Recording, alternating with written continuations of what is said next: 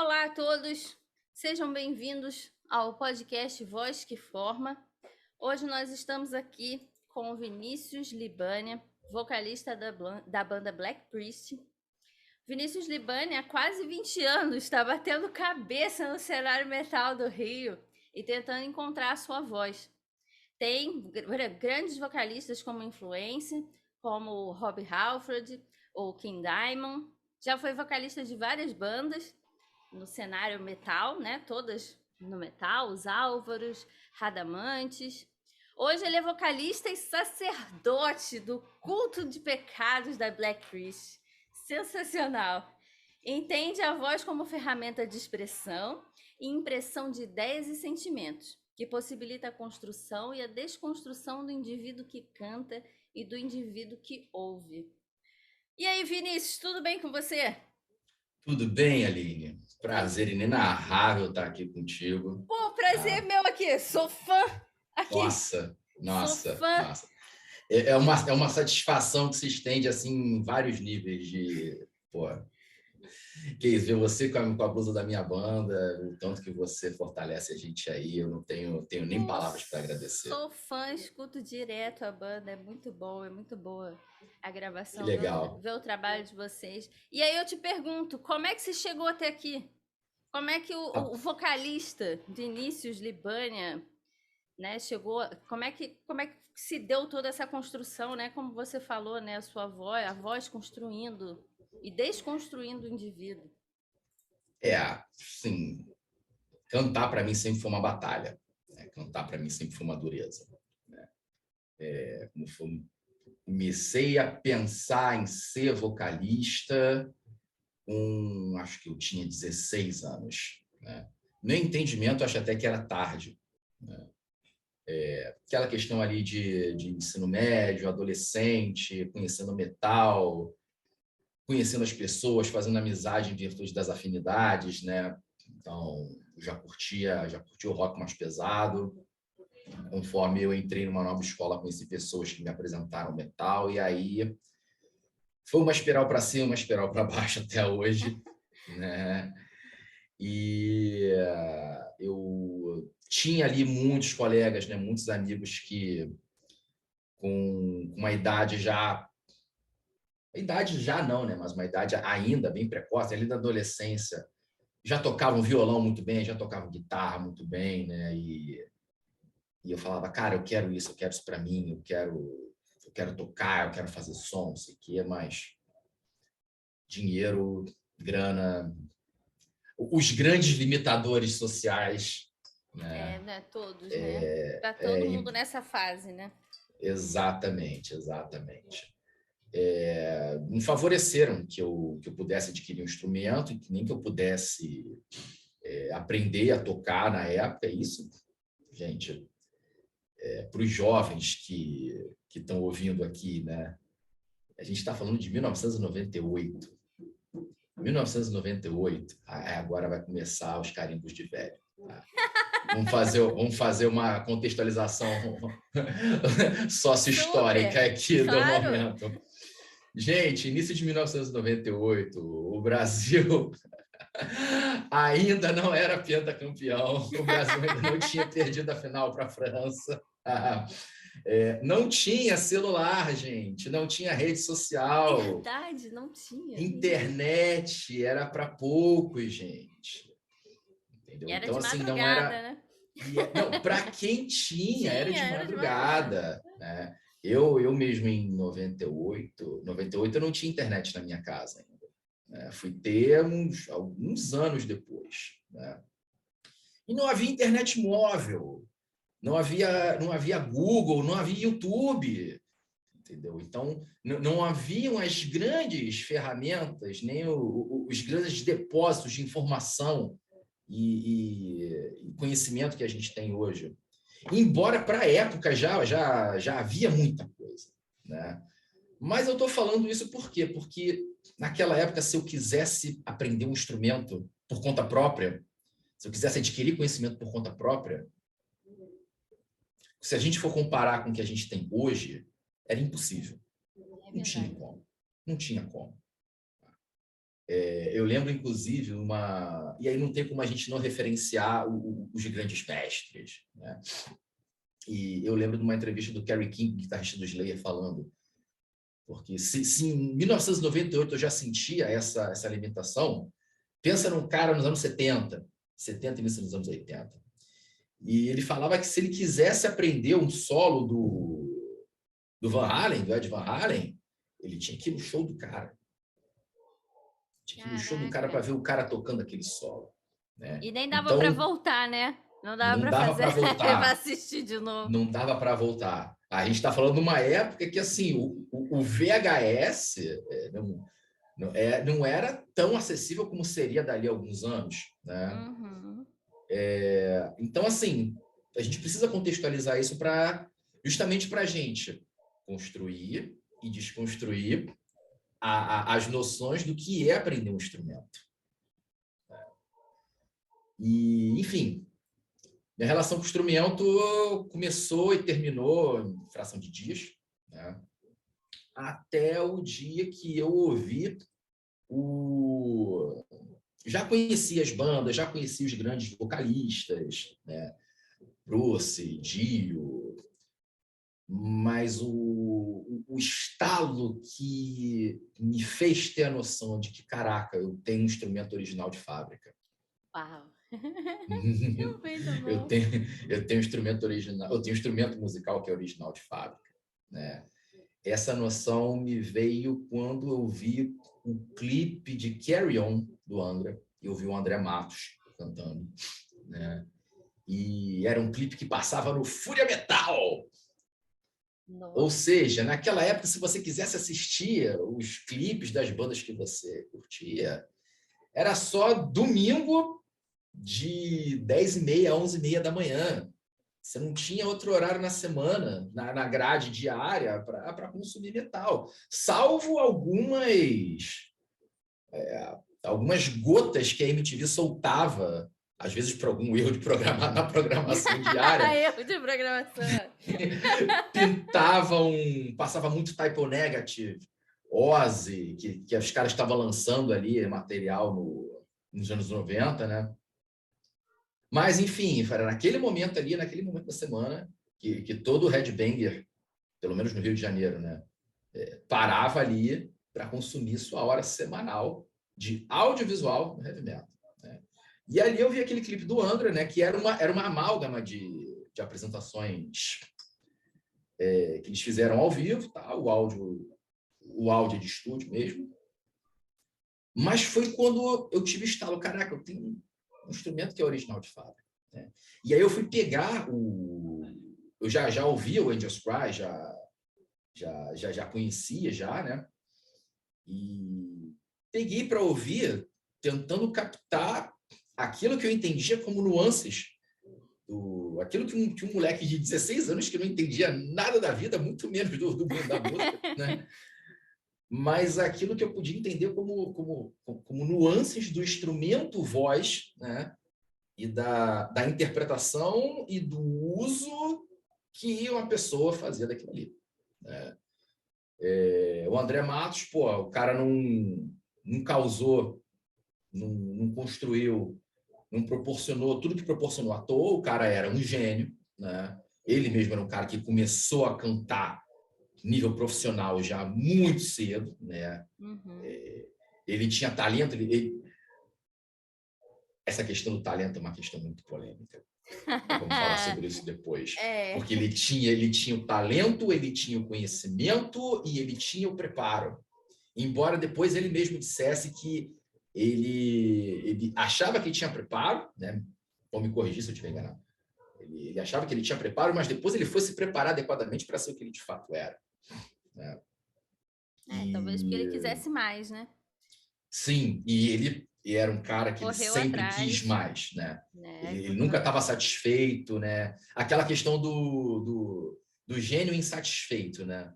Cara que nunca está satisfeito com aquilo que ele produziu, aquilo que ele criou, ele quer criar mais, ele quer ir além. Uhum. Né? E, enfim, um moleque de 16 anos também não ia fazer as reflexões que fez com essas palavras naquela época. Não, mas você fez uma boa leitura de quem era o jovem aos 16 anos. Exato, exato, exato. Pelo menos tentei fazer. E me chamou a atenção na época o quanto ele fazia o uso muito mais plástico, muito mais elástico, plástico não, né? Muito mais elástico da voz, né? Os grandes, né? Bruce, Dio, Halford, eles têm eles puta vocalistas, os melhores naquilo que se propuseram a fazer, né? Mas o André Matos, ele estava aqui, em seguida, no verso seguinte, ele já estava com a região em outra voz, né? Eu não gosto muito de usar esse termo, mas até porque hoje, quando a gente entende a dinâmica dos ajustes vocais, dos esquemas vocais, para mim esse termo ele perde um pouco, ele perde o valor daquilo que a gente está fazendo, faz perder o valor daquilo que a gente está fazendo, né? Mas era um malabarismo, né? Aquilo que muita gente chamava de malabarismo vocal, né? Ir para o extremamente agudo, se manter no extremamente agudo, descer uma região um pouco menos aguda, mas soltar um drive totalmente rasgado, ir jogando essas nuances, né? Transpor aquilo ali para apresentação ao vivo, aquilo ali mexeu muito comigo, né? E, em paralelo, teve uma situação que me chamou muita atenção, que eu vi que entre todos os meus amigos, e aí voltando onde eu comecei a minha fala, entre todos os meus amigos não tinha ninguém cantando. Olha, sensacional. Não tinha ninguém que tivesse se sensibilizado com o fato de cantar. Olha, eu acho que o menino de 16 anos só não tinha as palavras, mas o conhecimento. Acho que lá dentro ele já tinha tudo isso aí que você falou. Ele só não sabia qual palavra usar, entende? Porque ter toda essa sacação e tipo, pegar como referência um grande vocalista, que foi o André Matos, né? Ainda é, apesar dele não estar entre Sim. nós. E ter essa observação de, pô, tá todo mundo comprando um instrumento, pedindo pro pai, pra mãe, ninguém canta, né? Uhum. Pois é. Ninguém canta. Ninguém canta. Só que nessa época eu também assim, comecei a fazer aula de canto, né? Com um cara que, pô, eu tenho ele em grande conta, que é o Hélio Oliva, vocalista do Nordheim, né? Estiver ouvindo aí, cara, abração. Foi o cara que me tirou do zero em relação a cantar, né? Muito do que eu faço hoje em dia ainda é influência dele, né? Tanto técnica como pessoal, né? Só que conforme você aprende a cantar, isso é igual a qualquer instrumento, né? Você começa nos pequenos passos, né? Então, fundamento de respiração, fundamento de afinação, os vocalizes, e a vocalize até o que eu parto, é o universo de vocalizes, né? Mas, pô, cara, esse cara canta aqui o rasgado, o cantar rasgado, né? Pô, esse cara canta aqui rasgado, como é que a gente faz isso? Cara, isso aí não é para agora. Isso aí não é para agora. Isso aí não é para agora. Ele tinha a sacação, né? Embora na época não houvesse, se tinha algum conhecimento científico a respeito da voz cantada para o rock metal com drive, né? Estava longe de ser difundido aqui, né? Fora a dificuldade de acesso, né? Fora dificuldade de acesso, né? Então, aquilo ali na época ele falou, cara, vamos com calma, vamos fazer isso aqui agora. Isso aqui, com o tempo, isso vai aparecer. Porque era o que acontecia, né? Com o tempo, aparecia. E com o tempo, de fato, apareceu, né? Só que entre esse tempo aparecer, né, gerou um período de frustração muito grande. Porque ele falava uma coisa que... falando com a fonoaudióloga agora, falando com a fonoaudióloga, professor de canto, né, profissional da voz. Ele falava uma coisa na época que aquilo me chamou a atenção. Ele falava, Vinícius, cantar não é natural. Cantar não é natural. Entenda bem, seu entendimento de 30 anos atrás. 30 anos atrás. Quase Eita, 30 anos eita. atrás, mas é isso mesmo. Bateu um outro sentimento aí agora. Bateu. Putz, grila. E eram 30 anos em cima de mim agora. Eu acho que eu estou errando conta, mas sim, arredondando dá isso aí. Acho melhor você diminuir para não ter que contar a idade aí. 20, fazer 20, tal. 20. Eu comecei a falar com 20, vou falar com 20, então. E ele me fala, na verdade, essa reflexão partiu dele no sentido de que se a gente entender a voz como um instrumento, né, e que a arte, enquanto expressão cultural, é uma atividade que o homem faz, mas que não está relacionada à sua necessidade de sobrevivência, né? Não Então, diretamente. não diretamente, né? Partindo desse princípio, né? Ele construiu dentro de mim o entendimento que a voz cantar não é natural para a voz não foi feita para cantar, né? É uma habilidade que a gente construiu, né? Em virtude de milênios, milhões de anos aí de evolução da espécie humana, né? E em virtude disso, ele plantou a seguinte semente em mim: cara, a voz é um instrumento. A voz, você tem que usar a voz como instrumento. Você tem que pensar a voz como um indivíduo que toca guitarra pensa guitarra, né? Boa. Isso começou a gerar dentro de mim uma frustração, né? E eu acho que é a frustração que junta também o fato de eu ser uma pessoa extremamente ansiosa, tá? Eu sou dado a criar expectativas, entendeu? E me frustrar não é uma experiência inusitada, é algo relativamente frequente. Então, eu criava expectativas dentro de mim em virtude de uma aula maneira que a gente fizesse e ia tentar cantar aquela música e pum, não chegava, não acontecia e tal. E foram alguns anos naquilo ali, né? Em paralelo, por isso que eu falei na questão de construção e desconstrução por parte de quem canta e por parte de quem ouve. Né? Porque até hoje, os indivíduos as pessoas que nos ouvem cantando e as pessoas que não estão familiarizadas com o ato de cantar, não sabem o que se passa dessa parede para cá. Não sabem o que se passa. Imagina para um grupo de adolescentes ali, de 16 anos. Pô, canta a música tal. E você acha que consegue cantar, e você até canta bem, mas não canta igual a referência que aquela pessoa tem. Pô, mas isso tá horrível, não sei o que lá, pô. E aí começam os julgamentos, né? Não, tua voz é boa para isso, tua voz não é boa para aquilo. E são julgamentos, são frases que, inclusive, eu já ouvi de alguns professores de canto também. Construção de crenças, né? Exata, construção de crenças. Sua voz é boa para isso, você tem que cantar isso aqui, você não canta isso aqui que não vai rolar, não canta isso aqui que não vai ficar bom, e você fica, né?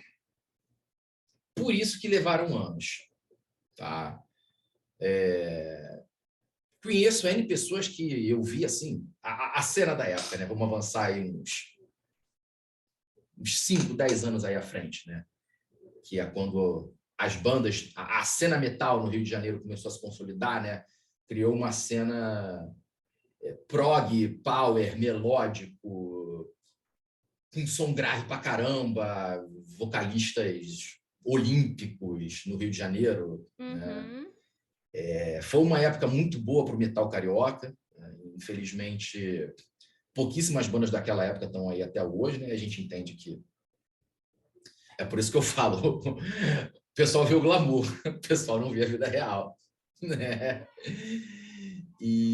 Só vem o trabalho pronto, né?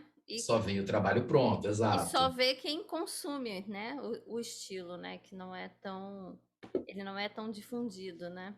Pelas grandes mídias, né? Exato. E aí eu vi aqueles caras já cantando pra caramba, chegava, encarava um show, ali, 8, 10 músicas, né? E nessa época eu já estava com alguma experiência já de banda, né? Já tinha feito alguns shows e subir no palco para mim era maravilhoso até a metade do show. Olha. A segunda metade em diante era um sofrimento duplo, porque a voz começava a cansar, né? O desempenho das músicas despencava, né? Vinha o cansaço e a dor que já vinha, que vinha na primeira música, se acentua, se alivia um pouco ali até a metade do show, mas depois da metade ela começa a crescer e você não começa mais a suportar, né? No dia seguinte você não tem voz. E eu começava a fazer esse contraponto entre mim e o pessoal que eu via cantando, né? E ali começa a frustração, começa outra frustração. Entendeu? A questão foi, cara, eu tenho que construir alguma coisa em cima dessas frustrações, entendeu? Tipo, se esses caras estão aí fazendo, cara, eu tenho que fazer também. Entendeu? E aí eu parei de fazer aula. Sensacional. Aí a gente vai totalmente contra a corrente, né? Eu tomei a decisão mais certa no momento. Eu parei de fazer aula. E fui me esmerilhar, né? Mudei minha maneira de cantar, mudei meu estilo de cantar. Eu lembro que os primeiros shows que eu fiz foram numa banda cover de Iron Maiden, né? E no ensaio é uma coisa, né? Pensa, um setlist só de Iron Maiden, jovem. Caraca. Sabe? Não estava aguentando um show inteiro. Não, mas aí é que tá. Na verdade, eu avancei um pouco a história. Entendi. Essa banda Iron Maiden, ela acontece ali meses antes de eu ter essa sacação de frustração. Né? Entendi. E começa ali um set de 12 músicas do Maiden. As primeiras 5 músicas, pô, matadoras, né? Ficaram excelentes. A metade do show era esses high. Eu tenho trauma de esses high até hoje. Eu evito cantar esses high até hoje, jovem. Canta aí pra gente um pedacinho. Tá zoando. Nunca será, jovem. Nunca será. Porque foi cantando esses high que eu tava vindo super bem nela e eu sempre tinha isso na minha cabeça. Caraca, é a música mais difícil do Maiden. Para mim, era e ainda é a música mais difícil de cantar a parte disso. E, pô, eu tava cantando ela na moral, aí veio o solo, né? O solo, você dá aquela descansada, dá aquela agitada. Voltei para cantar a música. Jump Mama! Eu não conseguia nem verbalizar. Sabe? Não ia. Entendeu? Não ia. E assim, ainda existe hoje. É algo que eu busco tirar de mim. Eu não digo tirar porque não dá para tirar por completo, faz parte de mim, né? Mas é algo que eu vou buscando minimizar, né? Que é o fato de eu ter que usar todo o meu corpo para cantar, né? Isso era um pilar que eu tinha naquela época, entendeu? Cara, o seu corpo... Eu ouvi isso de algumas pessoas, né? O seu corpo interfere na sua voz, então você tem que usar o seu corpo para cantar bem, para se expressar, para causar uma impressão na galera. Pô, beleza, vai fazer isso com a jaqueta de couro, vai fazer isso de bota, quanto tempo você aguenta, entendeu? Vai fazer isso assim, vestido assim, trajado de uma profusão de panos pretos, quanto tempo você aguenta? No Rio de Janeiro. No Rio de Janeiro, num palco de 3x2, que é um palco grande para os padrões do underground carioca, entendeu? Enfim, chegou esses high e acabou o show para mim. Ainda tinha umas 4 músicas para cantar, né? E foi inevitável sair da banda naquele momento, fiz só esse show com a banda. Eu não quis continuar, eles mesmo não quiseram que eu continuasse também, né? Enfim. E ali eu comecei a mudar meu direcionamento, né? Foi quando eu descobri o drive. O Grive. O Grive. Porque eu descobri grave e o drive, né? O grave e o drive. Exato. Foi quando eu descobri. E engraçado que foi uma nuance interessante para a época, porque eu descobri o drive. Agora começa a me enrolar com os termos. Eu descobri o drive numa época que eu conheci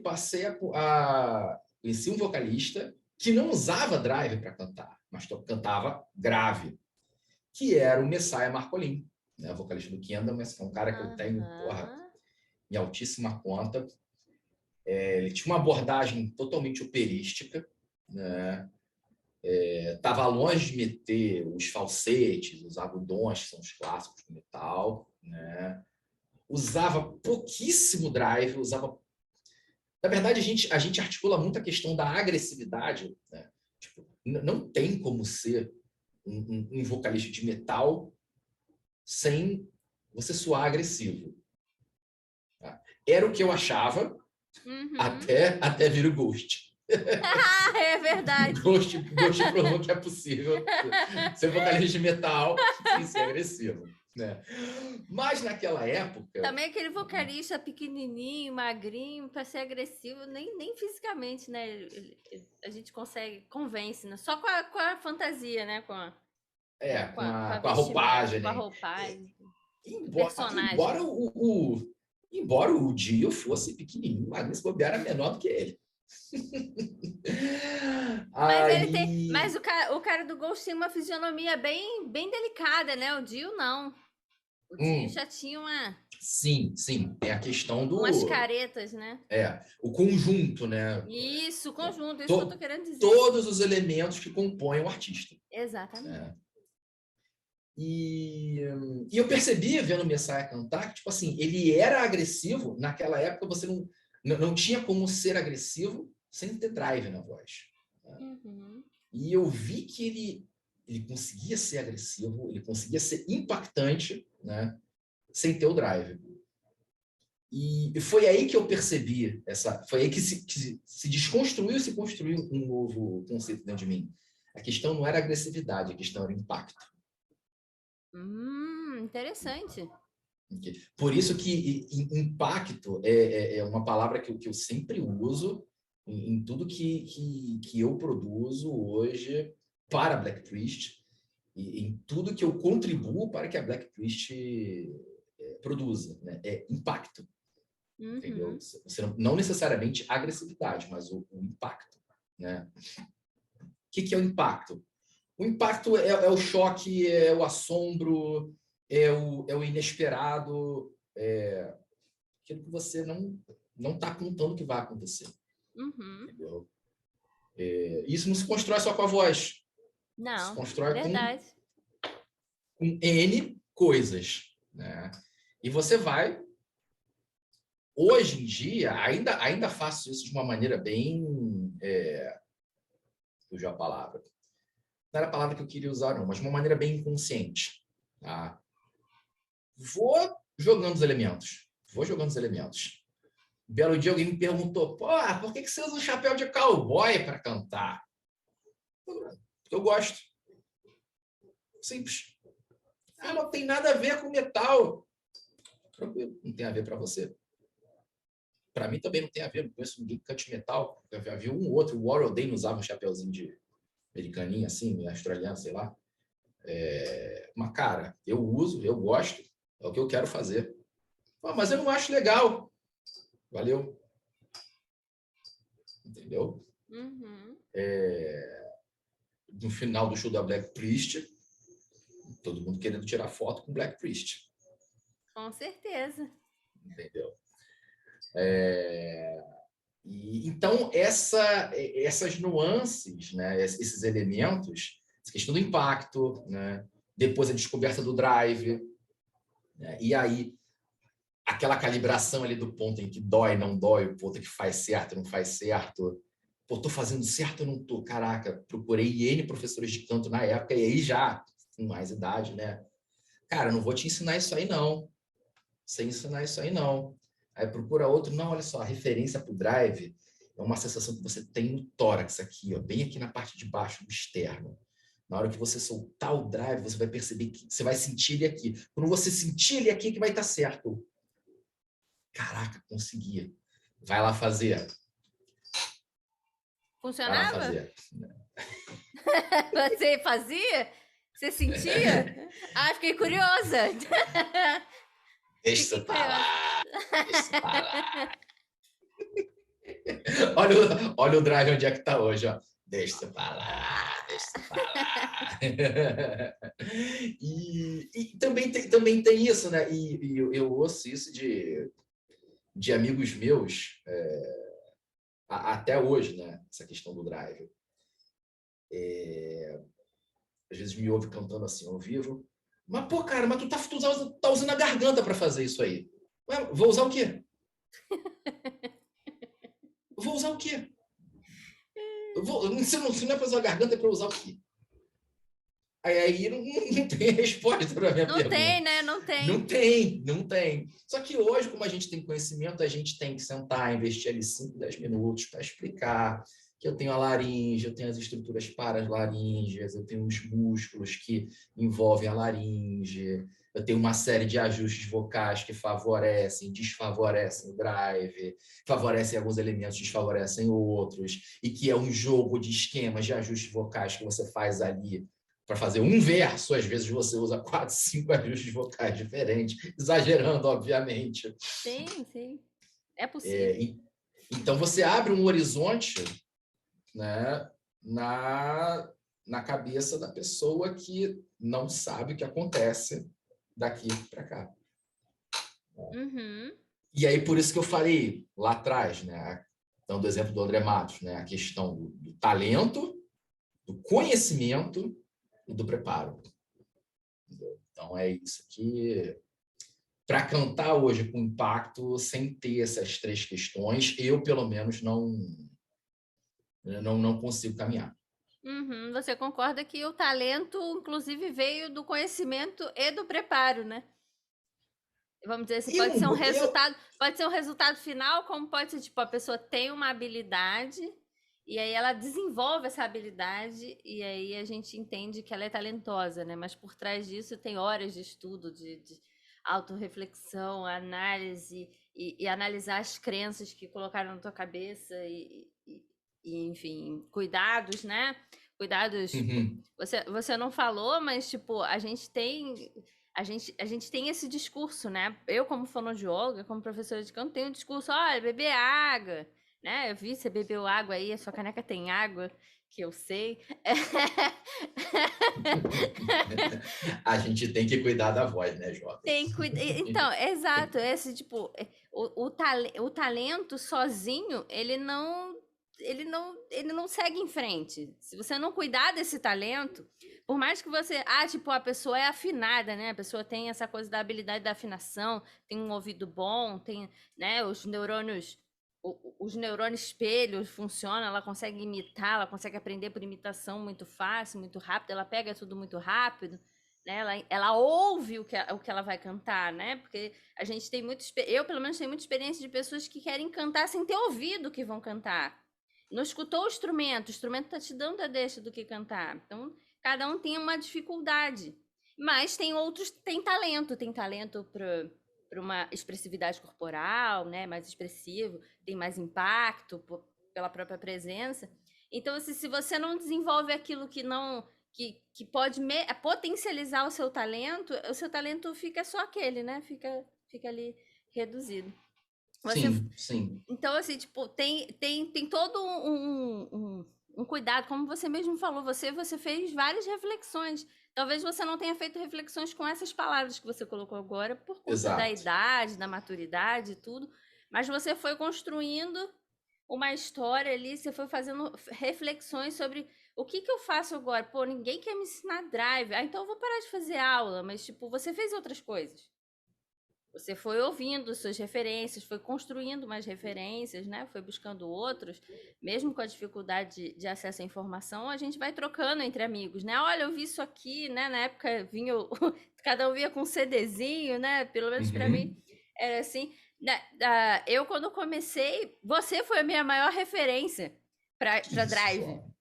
Não, isso, vou confessar isso aqui agora. Vou que confessar isso aqui isso, agora. jovem? A Que isso, primeira vez jovem? que eu cantei e que depois você. Acho que depois você cantou, eu não lembro. Não, teve um show que eu assisti. Eu não sei se foi presencialmente ou se foi uma gravação na época. E eu falei, Eu acho que foi caraca. gravação. Eu Acho acho que que foi foi gravação. gravação, né? Acho que foi uma gravação. Foi uma gravação.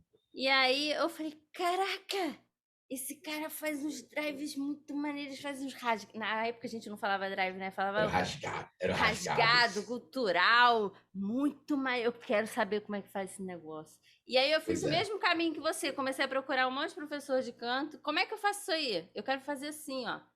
Quero fazer assim, Uhum. quero fazer. Ih, não sei não, não, isso aí machuca. Pode não. Esse menino Isso aí aí não vai, machuca. ele não vai chegar, ih, não vai longe não. Ele vai, ó. E aí, Uhum. ó o menino aí. O menino aí. O menino tá aqui, canta pra caralho.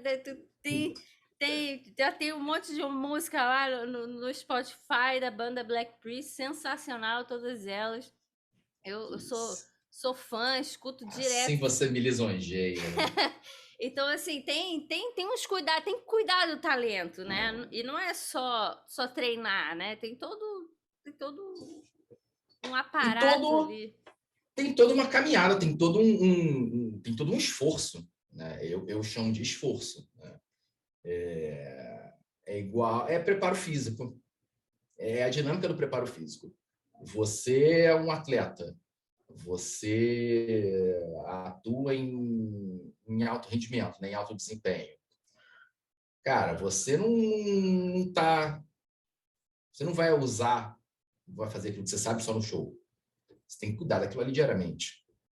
Você tem que Exato. cuidar daquilo ali diariamente. Eu não posso cuidar da minha voz só na véspera do show. Eu não posso exercitar o que eu faço só na hora do show. Eu não tenho que poupar a minha voz. Eu tenho que colocar a voz em dia.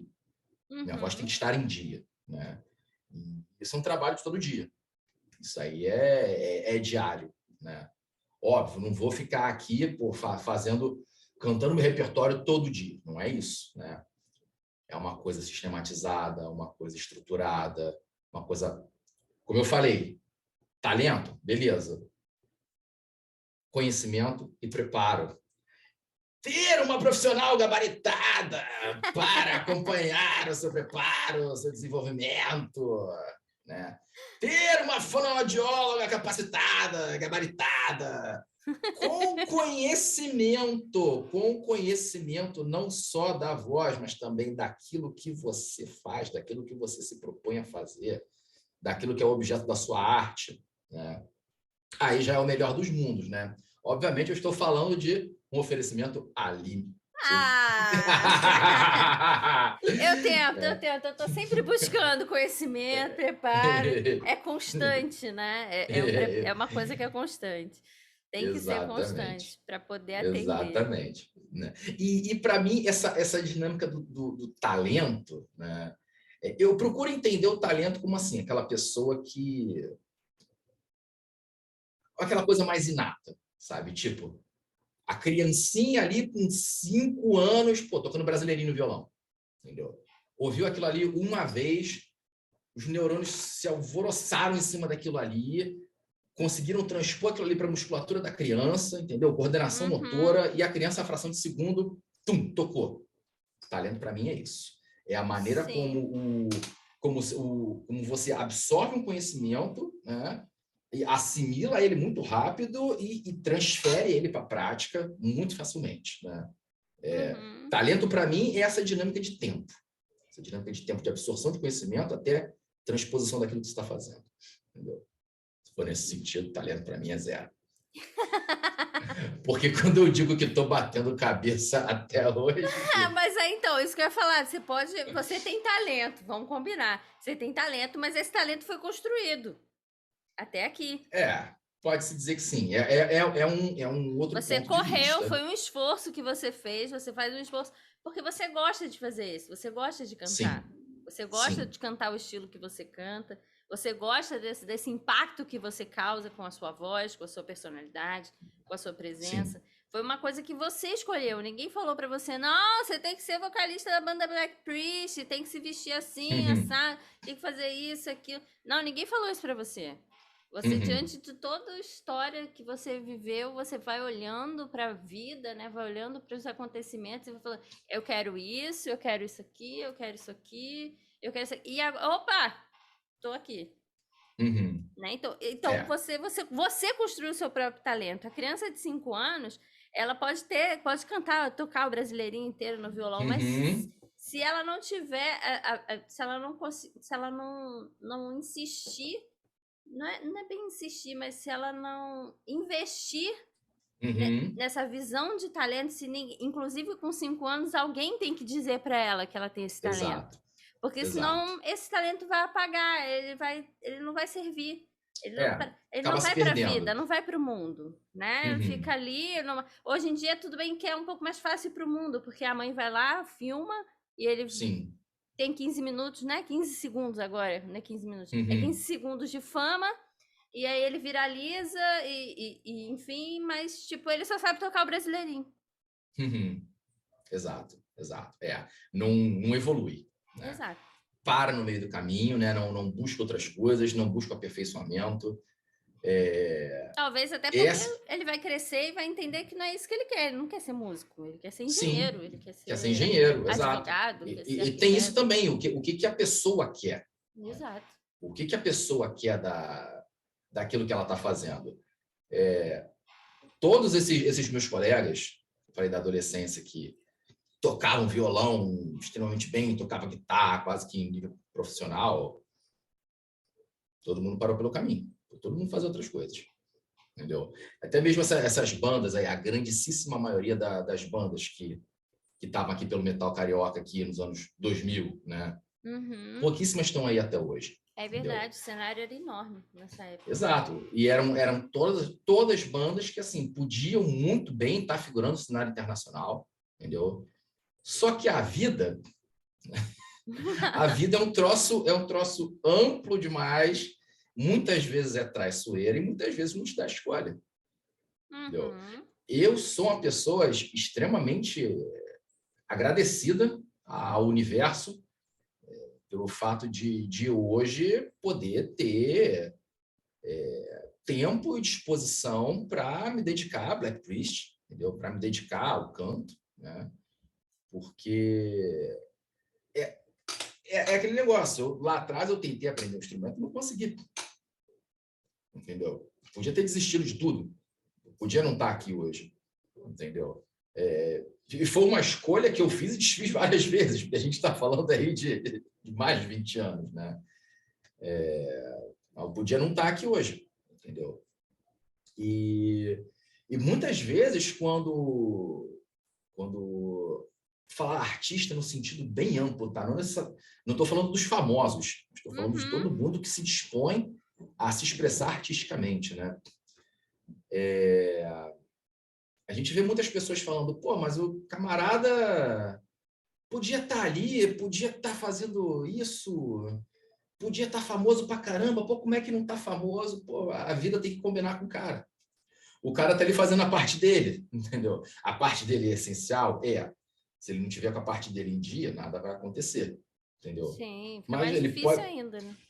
Quantas pessoas, Aline, você conhece, eu conheço, quantas pessoas a gente vê por aí que tem os 3 pilares em dia, né? Talento, conhecimento, preparo, e não estão aí, entendeu? Por quê? Porque, infelizmente, a vida não chegou para o cara e falou, vou chegar junto contigo, entendeu? Isso aí é algo que, infelizmente, o artista não pode deixar de lado, né? É possível, ele tem a possibilidade de, se ele não tem, ele tem a condição de fazer a escolha para. É importante até frisar que esse não é o seu único trabalho, né? Não.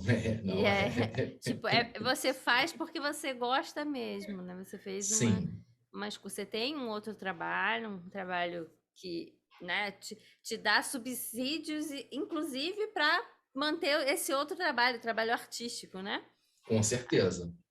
O cenário musical que você trabalha, que você atua, não é um cenário que no Rio de Janeiro ele tem grande visibilidade, né? Não só no Rio de Janeiro, né?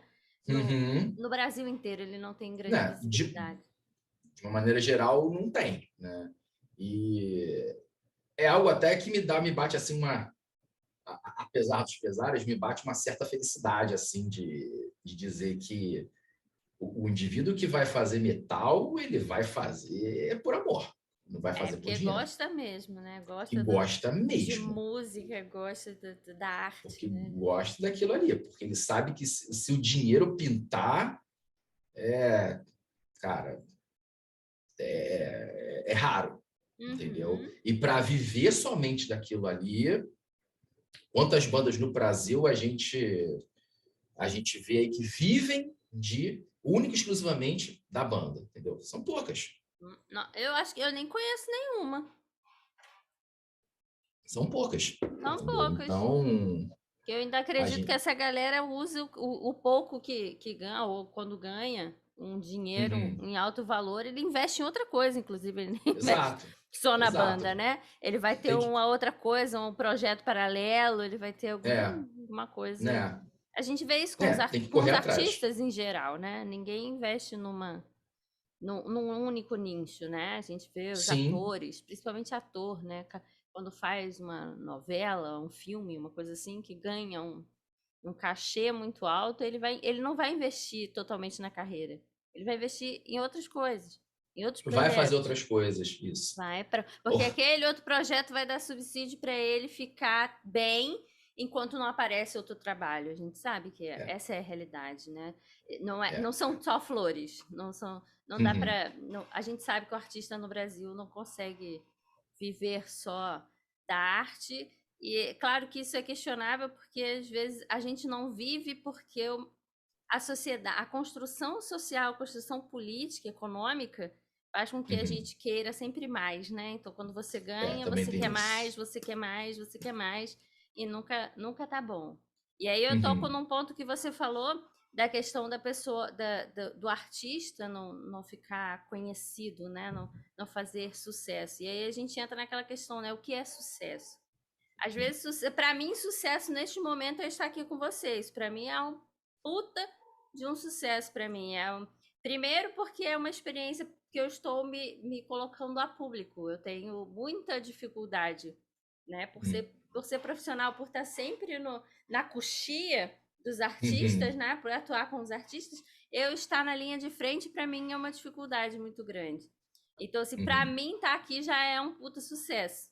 E eu quero que esse sucesso se prolongue, né? E ele aconteça mais vezes, inclusive. E eu até brinquei na hora que a gente entrou, né? A gente entrou antes de começar a gravação, tipo, eu brinquei, eu falei assim, um dia eu vou ter um estúdio igual, né? Os outros podcasts mais famosos. Mas não, tá tudo bem estar aqui uhum. com o cenário que eu tenho. Sim, O importante é estar sim. formando pessoas através da nossa fala, através da nossa experiência. Uhum, E claro, sim. a gente não está com a verdade absoluta, né? A gente está falando Uhum, daquilo que dói na gente, naquilo que a gente sente, naquilo que a gente viveu, e quem sabe isso sirva como um ensinamento, né? Como uma uhum, oportunidade para outras pessoas verem, ó, tá vendo? É difícil mesmo. Ó, tá, por mais difícil que seja, o cara gosta, o cara ama. Ele alcançou o uhum, sucesso, talvez, né? Será que ele alcançou o sucesso que ele queria? Será que ele já uhum, chegou onde ele queria ou não? Tem mais coisa? Não, eu quero que a Black Priest faça um show internacional, né? Que seja no Japão, uhum, que é para lá que a maioria das bandas de metal uhum. vão, né? Começa. Tá Sim. aí o André Matos, né? O Angra foi pro Uhum, Japão, a Sepultura né? As bandas nacionais acabam. Os artistas brasileiros que muitas vezes fazem mais sucesso lá fora do que aqui, né? Esse exato. cenário mais underground, né? Até Sim, a sim, própria já. MPB, né? Muita Né? gente da MPB faz muito sucesso na Europa e aqui Uhum, nem é tão ouvido. Então, é. Sim. qual é o conceito de sucesso para o Vinícius, né? O meu conceito de sucesso ainda é fazer a Black Priest dominar o mundo. É disso que eu tô falando. Mas até lá eu me mantenho extremamente feliz e satisfeito por estar fazendo. Isso. O importante é o caminho, Fazendo né? Fazendo o Caminho é verbo importante. intransitivo, entendeu? Por estar fazendo, entendeu? Por estar fazendo qualquer coisa relacionada à banda. A gente tem uma pequena limitação com relação à data, a gente não consegue tocar o tanto quanto a gente gostaria, justamente porque, né, no trato que a gente fez com a vida, vocês podem ir até aqui. No momento, vocês podem ir até aqui. Tá? Todos vocês quatro, tá? Na convergência de seus objetivos, vocês podem ir até aqui. Tá? Isso é o que dá para eu combinar com vocês. Então, a gente aproveita e vai. Entendeu? Mas o meu objetivo final ainda é fazer a Blackpist dominar o mundo. Olha, tá vendo? Sensacional. E, na verdade, é isso que vai me manter fazendo. Entendeu? É esse objetivo que me mantém em movimento. Né? O potinho de ouro no final do arco-íris lá, né? Mas olhar o arco-íris, Exato. né? Caminhar e olhar para o arco-íris também é bem bacana. Com certeza. Não Com necessariamente. É até interessante, tipo, você olha o arco-íris e você já imagina o que tem no final dele, né? Sim. Então, se você consegue visualizar o arco-íris, você consegue desenhar esse arco-íris e caminhar por ele, você vai sempre com a imaginação. A imaginação sempre vai te levar para o final do arco-íris, né? Exato. Porém, cabe uma reflexão aqui, né? É bom a gente também tomar cuidado com as expectativas que a gente cria. É verdade. E aí é mais uma vez o Vinícius altamente ansioso e frustrado falando. Mas porque justamente determinadas expectativas que a gente cria, né, a gente tem que entender que você tem que fazer, tem que caminhar, né, para chegar lá. Né? É como um amigo meu fala, não, determinada coisa está no seu caminho. Beleza, está no seu caminho, mas o seu caminho não é uma esteira, não é uma esteira de aeroporto. Você tem que andar passo a passo, tem que pular as pedras, né, para chegar até onde determinada situação se encontra. Entendeu? Então, é por isso que a gente está sempre fazendo. Né? E aí não tem como não falar desse fazer sem mencionar a pandemia. Porque se não fosse a pandemia, a gente poderia estar fazendo o que estamos fazendo hoje. Não fosse a pandemia, até que poderia. Mas estamos aqui hoje por causa da pandemia. Entendeu? A nossa banda ela era predominantemente cover, Black Priest, a ideia óbvia, porque a gente só fazia cover de Black Sabbath e Judas Priest, né? E a gente tinha um repertório, cara, eram 2 horas de Black Sabbath e Judas Priest. Era chão. Pense. 2 horas de Ozzy, Rob Halford e Dio para você cantar. E aí o menino não morria mais no meio do show, não, né, gente? Olha, morrer. Defina morrer. Morrer, né? Defina morrer. Morrer, não morria, né? Mas, assim, você faz sacrifícios ao longo da trajetória, tá? Sacrifícios tanto de entrega, né? Aquilo que você se entrega para atingir determinadas coisas, como também sacrifícios de abrir mão. Então, você investe mais algumas coisas e você abre mão de outras. Né? A vida é assim, entendeu? O meio termo consiste no equilíbrio entre essas duas questões. Então, um repertório onde você tem Ozzy, e aí, quando eu falo de Ozzy, eu estou falando do Ozzy na época do Judas Priest, perdão, na época do Black Sabbath, né? Cantando Saba Bloody Saba, cantando as músicas em que a voz dele está lá em cima, né? E você vai fazer um show, uma setlist, você tem que lidar com o quê? A expectativa de quem está ouvindo. Isso é interessante. E isso vai pautar a sua performance. Porque as pessoas estão ali para ver um show de uma banda cover de Black Sabbath e Judas Priest. E aí Encara o desafio? Sim ou não? Aí é o RPG da vida. Sim ou não? E aí você toca o barco. E a gente até que estava tocando o barco relativamente bem, obrigado, né? Até que a pandemia veio e tum, acabou. A casa caiu. Ninguém mais toca, ninguém mais sai de casa, lockdown, gente doente, gente morrendo. Eu perdi algumas pessoas por conta da Covid, né? Nossa. E E aí, o que a gente faz? A gente para? Não, a gente não quer parar. A banda era importante para todo mundo. Era uma banda cover, mas era importante para todo mundo. Cara, trouxe uma música aqui. Pá. Belo dia no WhatsApp, cai uma música completa ali. Pomba. Pomba, como assim? E agora? E aí, peraí que eu vou botar a voz nisso aqui. E aí, a voz, WhatsApp. Porque até então, o e-commerce, isso a gente está falando no início da pandemia, né? O e-commerce não tinha ainda se desenvolveram tão rápido quanto se desenvolveu, né? Mas ainda eu não conseguia comprar as coisas para chegar aqui dali a 2 dias e gravar. Eu queria dar vazão àquilo ali. Então, o que eu fiz? Eu peguei o celular, o WhatsApp. Peraí que eu vou gravar aqui. Aí, botava a música no computador, colava aqui. Isso para gravar a ideia, né? O ato de compor na raça, né? De compor na raça. E botei uma voz. Tanto que. Isso é polêmico. Quando a gente gravou, quando a gente lançou o nosso segundo single, que foi Truth and Obsession, né, a versão inicial ainda, não é a versão que foi pro EP, né? A gente gravou também por quê? Porque a gente queria fazer. A gente não queria deixar de fazer, a gente não queria ficar parado, né? Uhum. E quando a gente gravou eu gravei uma guia inicial, né, pelo WhatsApp, para a gente poder se inteirar na música, né?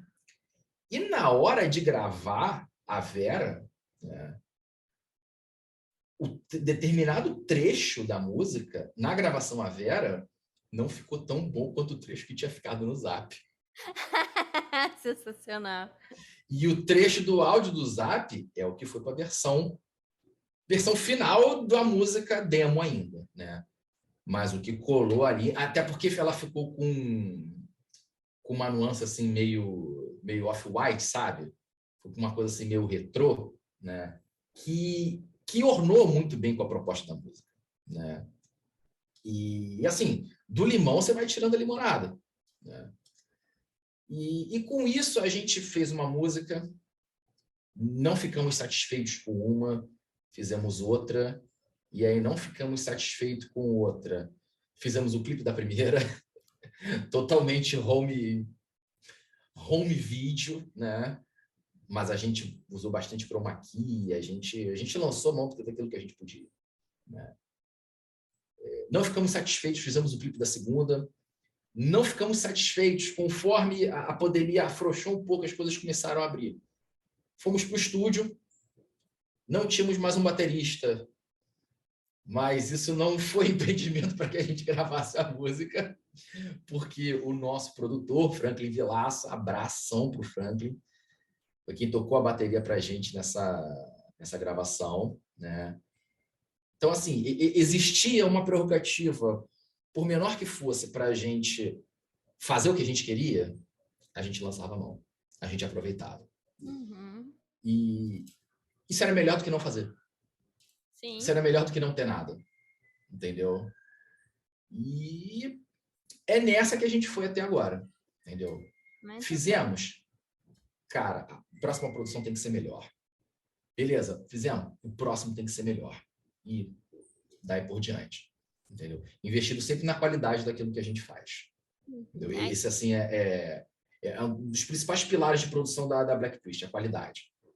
Uhum. Então a pandemia trouxe a oportunidade da composição, né? Porque aí se não tivesse a pandemia, seria um show atrás do outro, ninguém teria cabeça, tempo para compor, né? Por mais que as ideias pudessem fervilhar na cabeça, não tinha tempo para botar elas num áudio do WhatsApp, por exemplo. Pois é.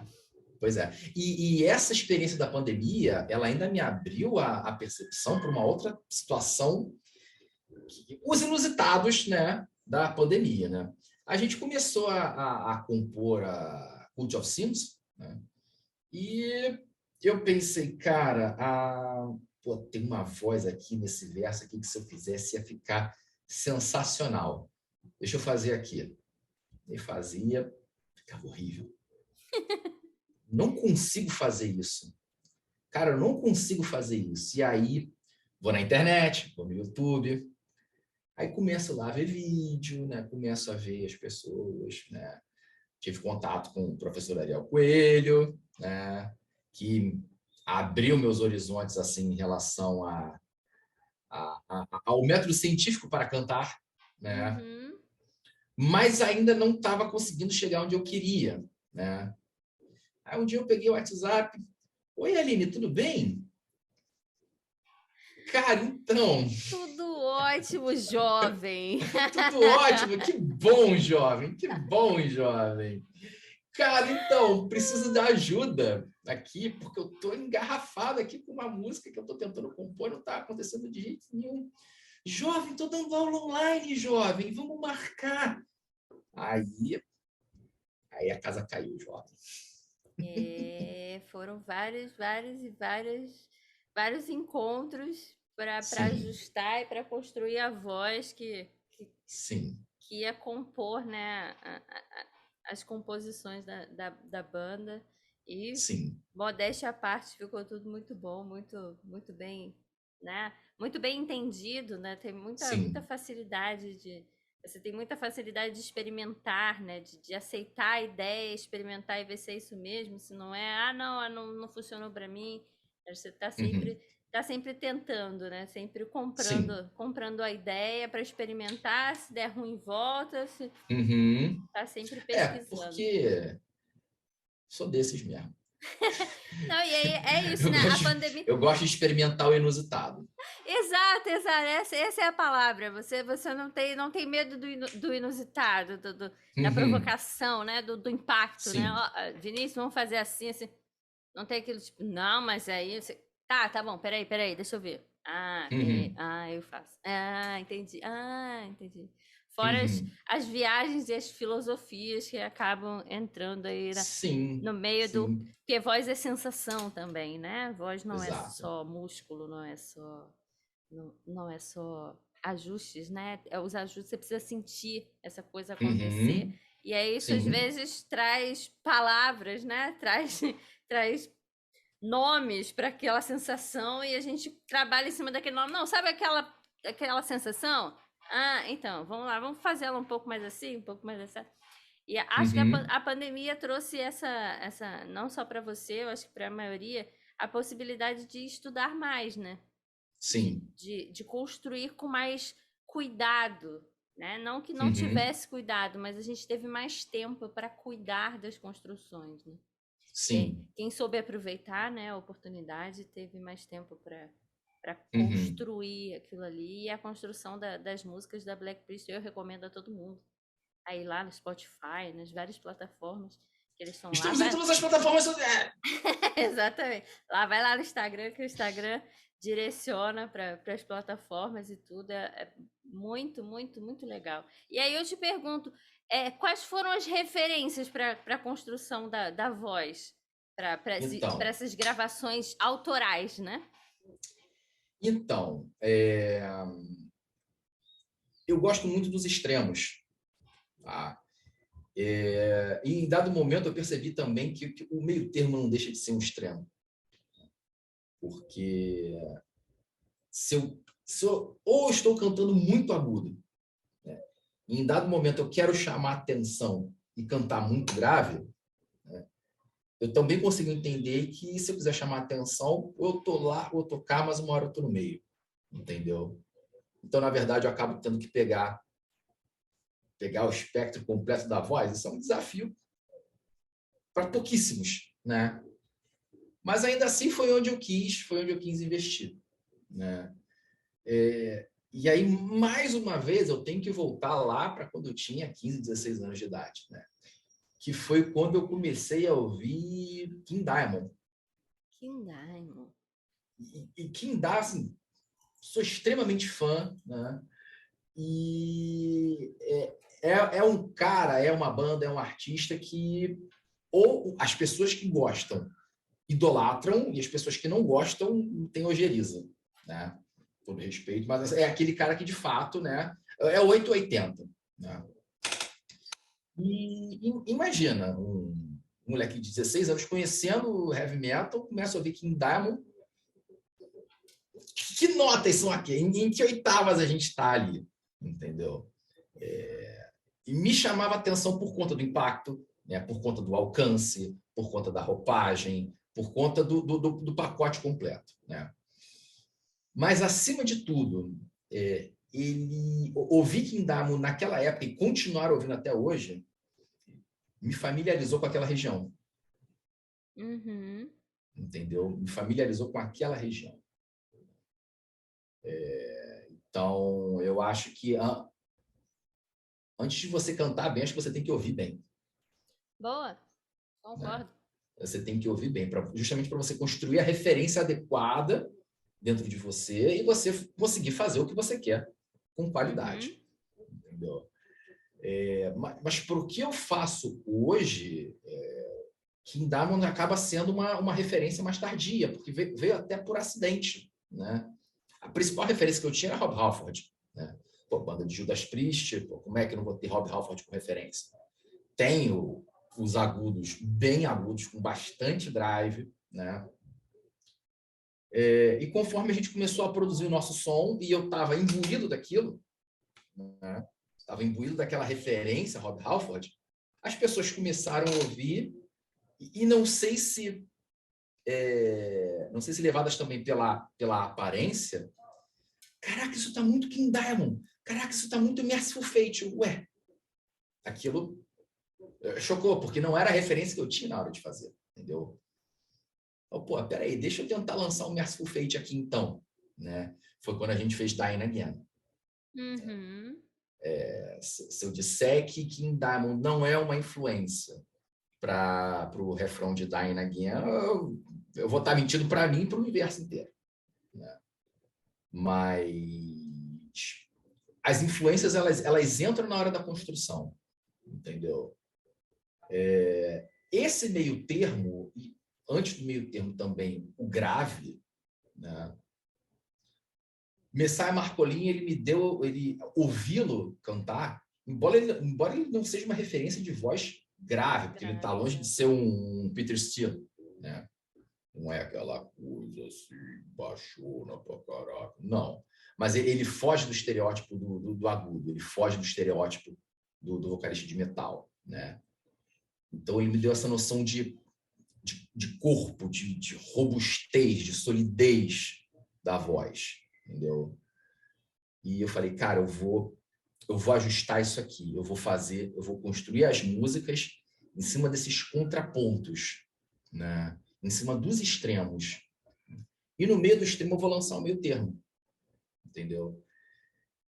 Isso dinamiza muito a voz, dinamiza muito a música, né?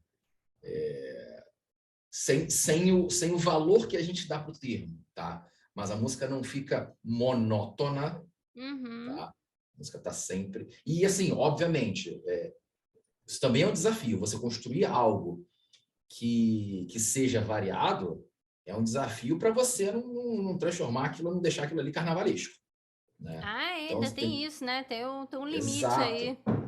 Porque até qual é o limite Você tem que entre... cumprir o seu objetivo de causar impacto, mas também não virar um Eu não carnaval, né? quero transformar aquilo ali numa salada. Exato. Né?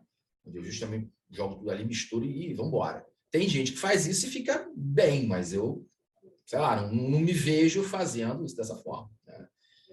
E nessas horas eu tenho que dar o mérito aos meus colegas de banda, justamente ali na calibragem do que deve e do que não deve entrar naquele momento, né? E, obviamente, do nosso produtor, o Franklin. Sim, Que é né? o cara que, na hora que vai gravar, né, Jovem, isso aqui não. Jovem, isso aqui sim. Jovem, isso aqui faz assim, isso aqui faz assado. Não é porque você sabe fazer tudo que você quer fazer que vai caber naquilo ali, né? O produtor Exato. entra para cortar as arestinhas, para ajustar as arestas e falar, ó, isso aí, né, Sim. demais. E a banda é importante também, né? Porque senão você quer ter uma ideia, o guitarrista quer ter uma ideia no mesmo lugar que tu teve uma ideia, mas Uhum.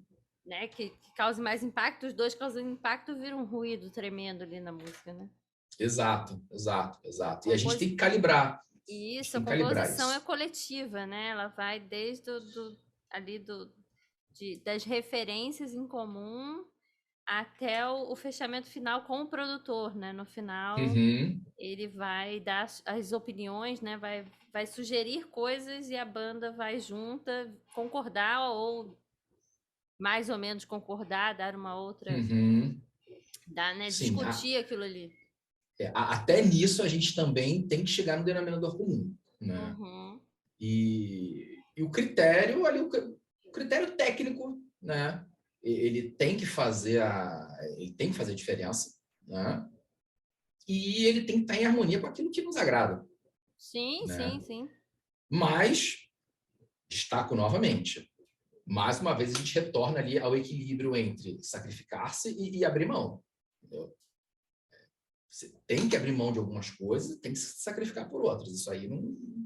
O preço que a gente tem que pagar na hora de produzir, na hora de fazer a nossa arte, é isso. Entendeu? É você se imbuir desse equilíbrio. Senão, a gente fica numa situação de inflexibilidade que acaba limitando a gente. Uhum. E Entendeu? você, Pelo menos eu entendo dessa forma. aham. E você sente diferença na voz na hora que vai pro estúdio? Como é que é gravar? Como é que foi, né, gravar as músicas da Black Priest na hora ali no estúdio, naquele ambiente tratado? Como é que a tua voz soou no seu ouvido ali com aquele fone que não é o seu, com o microfone que não é o seu, com o É, ambiente que não é seu? é. Se cantar, mais uma vez, cantar não é um ato natural, obviamente usando aí uma construção, né? Usando uma reflexão. Ali tudo soa mais diferente porque não é natural para mim no sentido de que eu não estou lá com frequência. Uhum. Né? Não é um É, local onde eu é ouço nesse minha voz sentido, com ó. frequência. Você tem um microfone bacana aí, que é, de certa forma, é um microfone, né, de estúdio, mas Uhum. o ambiente é diferente no ambiente de estúdio. Fora o Total. compromisso que tem, né, aquele negócio, né, tempo dentro do estúdio é dinheiro, né, você tem um Sim, prazo ali para gravar, tem que dar tudo certo, tem que um take, sim. dois takes, três takes. Como é que é lidar com isso? E deu ruim. A voz não É. saiu, o drive que eu queria não saiu, o agudo não saiu, né? Os Uhum. extremos não saíram, o impacto que eu Uhum. queria causar no resultado final que eu ouvi lá com o produtor, não ficou legal, né? Como é que é? Uhum. Como é que é lidar com isso? Acho que é uma coisa Raça. que faça Não. Raça. a Raça. raça, é na raça. Raça. É raça. Estúdio é raça. Entendeu? Estúdio é Boa, raça. boa, boa. Porque você tem que estar ali com um instrumento orgânico, né? Um instrumento que é suscetível a tudo, ao esforço, à temperatura, à umidade, à falta, o acesso à água ali no momento, né? Que até pela minha experiência, nem sempre ter a água ali durante o momento de gravação, durante o momento de cantar, né? Nem sempre é totalmente benéfico. Tá? Em dados momentos interfere na minha performance, mas aí é o Vinícius falando. Sim, Tá? não, é a É a sua, minha é experiência a com a sua experiência. situação, Uhum. né? Mas ali é raça, vamos lá, e erra, e volta. E, pô, peraí, mas não é assim, faz lá, canta, canta, canta, canta, canta, pô, beleza, show, vamos lá. Gravando, acontece, acontece. Acontece. Para quem tá ouvindo aí e nunca e sempre achou que isso é besteira, bro, vai gravar tua voz lá. Aperta o botãozinho vermelho lá do REC para ver o BO que não tá na tua cabeça. Pois é. É sobre Entendeu? isso que eu tô perguntando. Rola um BO, né? É sinistro, é Rola sinistro. um E tipo, precisa sim. meu Deus, é agora, né? E aí, É, tudo que eu tenho dentro de mim, tudo que eu construí, toda a voz, toda a técnica, todos os ajustes que eu sei fazer. E eu quero, já fiz o script, montei o roteirinho da música, tem que ser sim, naquela parte isso, tem que ser quando aperto o REC, que não vai, né? sim, exato, exato. É muito diferente, inclusive, do que ao vivo. Olha, que interessante. Para mim, gravar é muito mais tenso do que cantar ao vivo. Tá? Justamente porque ali no gravar é onde você tem que ter a preocupação de 200% para sua voz estar do jeito que você quer que esteja. Uhum. Ao vivo, ela vai estar sujeita a ventos e tempestades. Né? Ela vai estar sujeita a situações que vão estar fora do controle. Mas no estúdio, você tem que controlar tudo. Tem Entendeu? que controlar tudo, interessante isso. No estúdio, É um você tem que ambiente controlar tudo. controlado, né? É um O ambiente. ambiente, sim, O ambiente é controlado, você não tem ruído, você não tem, né, não tem interferência do meio externo, né? sim. A única coisa que você vai ter é a questão do ar-condicionado, é a qualidade do microfone. Mas aí você escolheu aquele estúdio em função dos equipamentos que ele tinha, em função do produtor que estava lá. Então, tipo, tá tudo tratado, né? O, Sim, o meio externo você cuidou dele, né? Você cuidou de tratar ele para te dar menos riscos, né? sim. Mas aí, Mas quando eu, e o interno? quando eu falo de controle, né, eu estou falando do controle assim, né, daqui para cá, entendeu? Ah, Mais uma entendi. vez, daqui para cá. Toda essa condição ela está trabalhada, e aí, obviamente, tem existe todo o trabalho de você escolher um estúdio bom, com as condições técnicas adequadas, com um cara que saiba que minimamente saiba o que está fazendo, entendeu? E o Franklin nos oferece muito mais do que saber o que está fazendo, tá? Mas o controle que eu me refiro, primeiro começa aqui, cara, eu estou gravando um negócio que eu vou divulgar. Eu estou gravando o meu produto. Ele vai ficar ali para sempre, né? Ele vai ficar ali para sempre. Eu estou O gravando show não é algo. para sempre, né? Show não é para sempre. Cada show vai ser uma coisa, É uma né? coisa. E depois que você começa a estudar, depois que você começa a se esmerilhar dos anos aí cantando, você pega determinados álbuns, depois eu até consigo destacar uns trechos aqui até para te mostrar se é que você já não viu isso, em que você vê que o cara ali está cantando, ele já cantou aquilo ali milhares de vezes naquele dia, naquela hora, ele já está ali longe das condições normais dele e da voz, tá? E foi ali que ele gravou a versão final dele, Uhum. entendeu? Eu já vi vários trechos, e obviamente, trechos na época em que tudo era mato em termos de digital. Né? Na época que você Nossa, não era tinha muito gravação diferente. digital, era Pô, muito era outra coisa. diferente, entendeu? Mas aí é que tá, era muito diferente, era outra coisa, mas é o que se fez ali há 30, 40 anos atrás e está aqui até hoje, Uhum. né? Sim, sim, sim. E é maravilhoso de ouvir.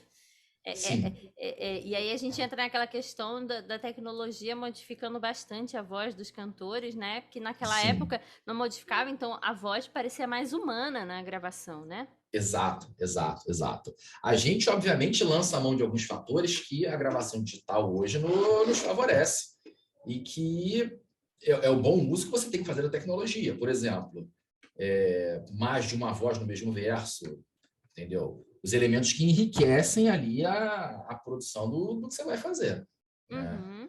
Mas o fator humano ele tem que estar ali. Né? O fator humano é que é a verdade da coisa. Né? E como é que eu, enquanto cantor, enquanto vocalista, como é que eu busco causar uma impressão na pessoa que está ouvindo, né? Mas essa impressão vai ser filtrada por um sistema, vai ser filtrada por uma máquina, vamos colocar dessa forma, e vai ser modificado. Então, até onde você vai com isso? Que escolhas você faz nessa hora? Que impressão você quer causar para quem está ouvindo? Sim, sim. Qual é o Entendeu? impacto, né? Mais uma vez, essa palavra é E fantástica. É isso qual é o mesmo que impacto? que vocês querem colocar, né? Esse é É sempre cumprir esse propósito do impacto. Isso. E tudo isso vai, assim, vai se desenhando uma equação na sua cabeça que resulta naquilo que você vai gravar. Então, assim, dia de gravação é um dia que eu tenho que estar com muita disposição, tem que estar muito bem, assim, comigo mesmo e com o universo e com os entes ao meu redor, porque eu sei que eu vou chegar lá e vai ter que ser raça. E às vezes nem é. Às vezes nem é. Às vezes você chega lá e, mais uma vez, frustração. Às vezes eu cheguei, quando a gente foi gravar Rebellion, né, The Rebellion, cheguei lá para gravar imbuído de um mundo de expectativas, porque eu tinha composto a música de uma maneira extremamente ousada, para dizer o mínimo, né? Porque talvez seja a música onde eu tenho os meus trechos mais graves, né? E talvez a que tenha os meus trechos mais agudos, não parei ainda para avaliar com as outras, né? Cheguei lá, 40 minutos, acabei tudo. Uau! 40 minutos a música estava pronta. Como assim? Acabou? Vamos ouvir? Frustração porque deu certo. Não. Sensacional. E que a gente tenha levado ali uns 40 minutos ali para gravar todas as vozes, né? Para gerar o material bruto, né? Eu devo ter gastado 1 hora ali depois só ouvindo para conferir se era aquilo mesmo. Porque você não acreditou, né? Não dá para acreditar. Não dá para acreditar. 40 minutos tinha acabado tudo, entendeu? E tudo bem, tudo bem, não é uma música grande, é uma música muito grande. Mas mesmo assim, fugiu da curva em relação a tudo que a gente já tinha gravado antes, tudo que eu já tinha gravado antes. Mas aí talvez não seja já a habilidade, né? Vai criando estratégias, o conhecimento, né? Você vai acumulando o conhecimento ali de estúdio e aí vai ficando mais fácil. Sim, pode ser. Tudo bem que quando o assunto é voz, a gente tem os agravantes, né? A gente tem, como você falou, você tem que ter todo um preparo, né? Você tem que estar zen, tem que estar bem, tem que estar calmo. Sim. E tudo mais, e a gente sabe que pode ter alguma intercorrência no meio do caminho. Exato. Mas aí você vai criando estratégias, né? E aí vai ficando mais fácil. Sim, até porque, assim, o ter que estar bem, o ter que estar tranquilo, não é algo que eu consiga garantir que eu vá ter na hora de gravar. Mas o que você faz para alcançar isso? Assim, seria interessante. Vamos dizer assim, qual é o ritual, né, antes da gravação, assim, do Vinícius? O ritual, assim... Para alcançar essa calma, né? Alcançar o ideal, né? Para essas coisas, assim, eu não diria o ritual. Ritual a gente guarda para outras coisas. Mas eu tento muito, assim, primeiramente me acalmar, tá? Para amenizar o impacto do valendo, tá? Do gravando, tá? Buscar ao máximo me ouvir, entendeu? Garantir que eu esteja me ouvindo adequadamente bem, na melhor qualidade possível, entendeu? E me preparar para o pior. Na hora de gravar, eu busco já me preparar para o pior. Eu busco me preparar para o tanto que eu vou ter que ficar repetindo o mesmo ajuste ou a mesma equação de ajustes para determinado verso, né? Que ao vivo eu vou fazer uma vez só e acabou. Exato. Mas ali, não. Ali, não. Principalmente a transição de esquema, de um esquema para o outro, né? Ou a transição de tipos de drive, né? Tem situações, eu busco sempre gravar a Vera. Gravar a Vera não, perdão, mas gravar por inteiro, né? Vamos lá, o take inteiro, vai. E aí, para verossimilhança, verdade, entendeu? Para a música soar natural para quem está ouvindo.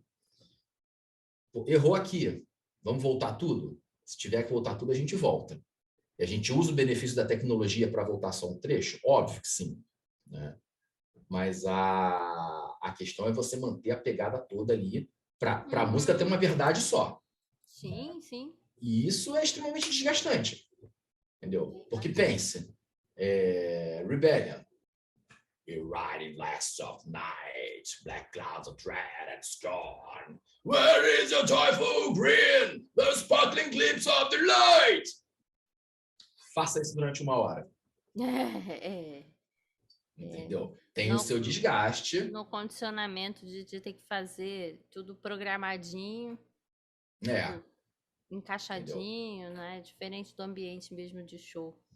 Sim, no show sim. Você tem as interferências externas, o ambiente, que não está sob seu controle, né? Aquilo que você estava falando, né? Sim. No palco ali você tem o externo, não está mesmo sob seu controle. Na verdade, o único controle que você tem é de você mesmo, né? Tipo, até onde você pode ir, a memória que você já tem das músicas que você já canta repetidas vezes há muito tempo, então você já tem aquela memória e tipo, você vai manter aquela memória e você espera que o público escute aquilo que você acha que ele está escutando.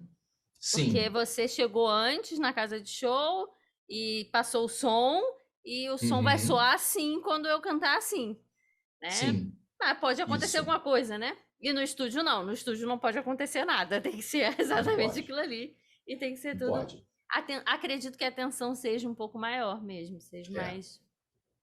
Exija mais da pessoa, cria uma tensão, né? Como é que é o corpo do Vinícius depois do show e como é que é o corpo do Vinícius depois de uma gravação, né? Pode ficar mais moído, o corpo fica cansado. Às vezes a voz não cansa, mas o corpo tá tipo, mente, né? A cabeça tá, caraca.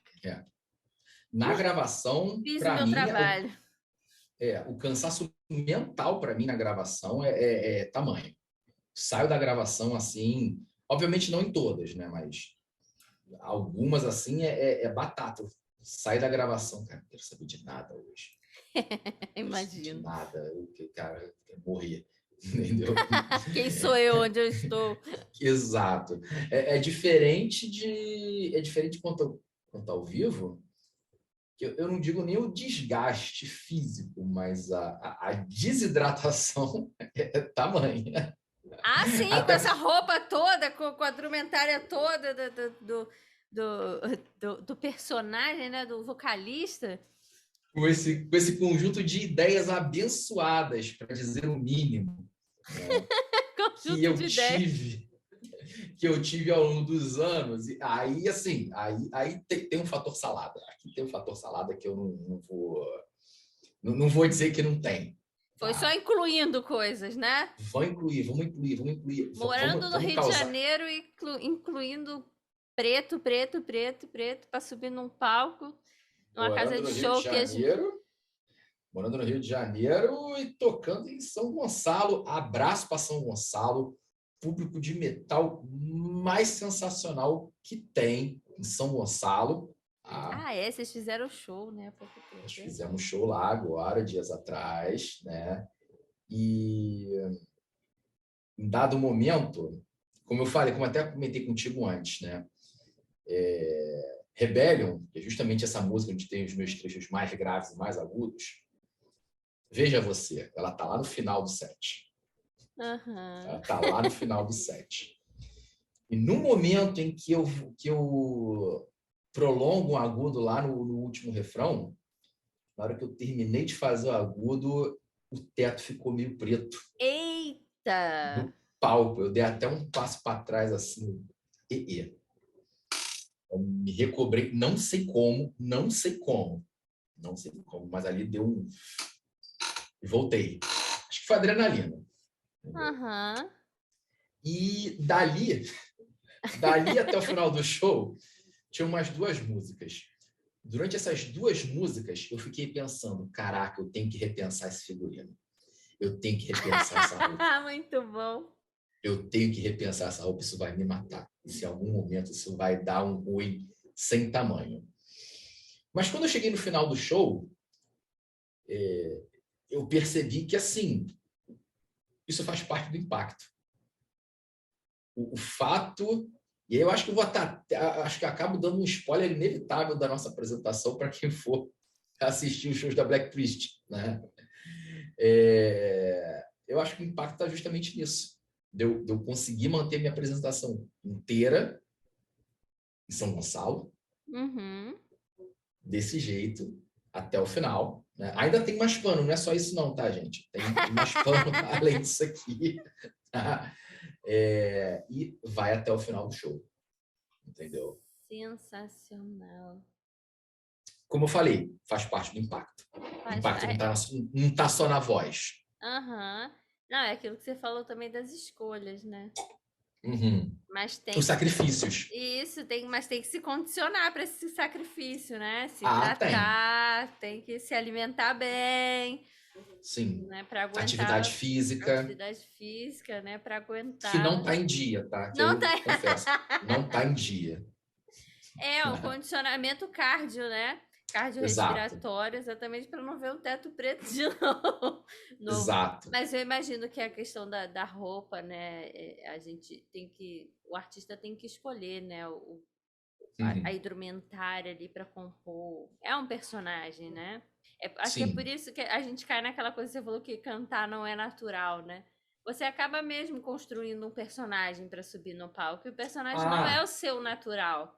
Né? Não é o seu natural. Você vai entrar naquele personagem, você veste uma roupa, você veste o personagem e a sua voz também acaba se modificando. Você não canta com a voz que você está falando. Sim. Então é toda uma construção, tem um cenário. Eu já vi alguns vídeos, eu ainda não tive a oportunidade de ver a Black Priest ao vivo. Também com a pandemia, né? Ficou complicado, mas eu já vi vídeos e tem uma entrada, né? Tem toda uma encenação, tem toda uma história, né? Tem uma experiência ali, né? A ideia é proporcionar uma experiência para o público, né? Sim.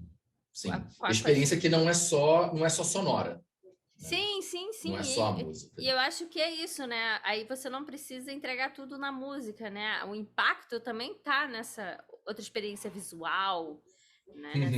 Nessa experiência até, né, sensorial, né? Você pode botar outros elementos, pode botar um cheiro, pode botar né? No cenário você pode colocar várias coisas. Sim. Os elementos, né? N elementos ali de estimulação dos sentidos, né? Isso, exatamente. Mas assim, sem também transformar numa rave, porque... Não, claro. Não vai fazer uma espumacinha colorida, não. Vai de acordo com o estilo com a história, né? Na verdade, a ideia, pelo que eu percebo, assim, quer contar uma história ali, né? É proporcionar uma experiência de uma historinha ali que está sendo contada na música, inclusive, né? A música de vocês fala de um tema muito importante para o mundo, né? Todas as músicas falam de um tema muito sério, que é a depressão, é a ansiedade, né? Então é proporcionar a reflexão, né? Uma experiência de reflexão. Sim. São problemas pelos quais todos na banda já passaram, né? E a ideia de construir um conjunto de músicas veio, na verdade, depois da primeira, né? Quando a gente compôs Dying Again com essa ideia, na verdade, a gente viu que, cara, cabe mais coisa, tem mais história para contar em cima disso aqui, entendeu? Não esgotamos o assunto ainda da nossa parte. Então, a gente tem mais coisa para falar aqui, a gente tem mais sentimentos para compartilhar com pessoas que passam pela mesma situação e não tem com quem compartilhar essa experiência. E aí, até fazendo um contraponto assim é um contraponto extremamente primitivo, tá? Mas o cara que é fã de metal, tá? Ele tem ali uma série de expectativas e frustrações, né? E de anseios e até mesmo das coisas legais que ele agrega em função da experiência dele com metal, certo? Certo.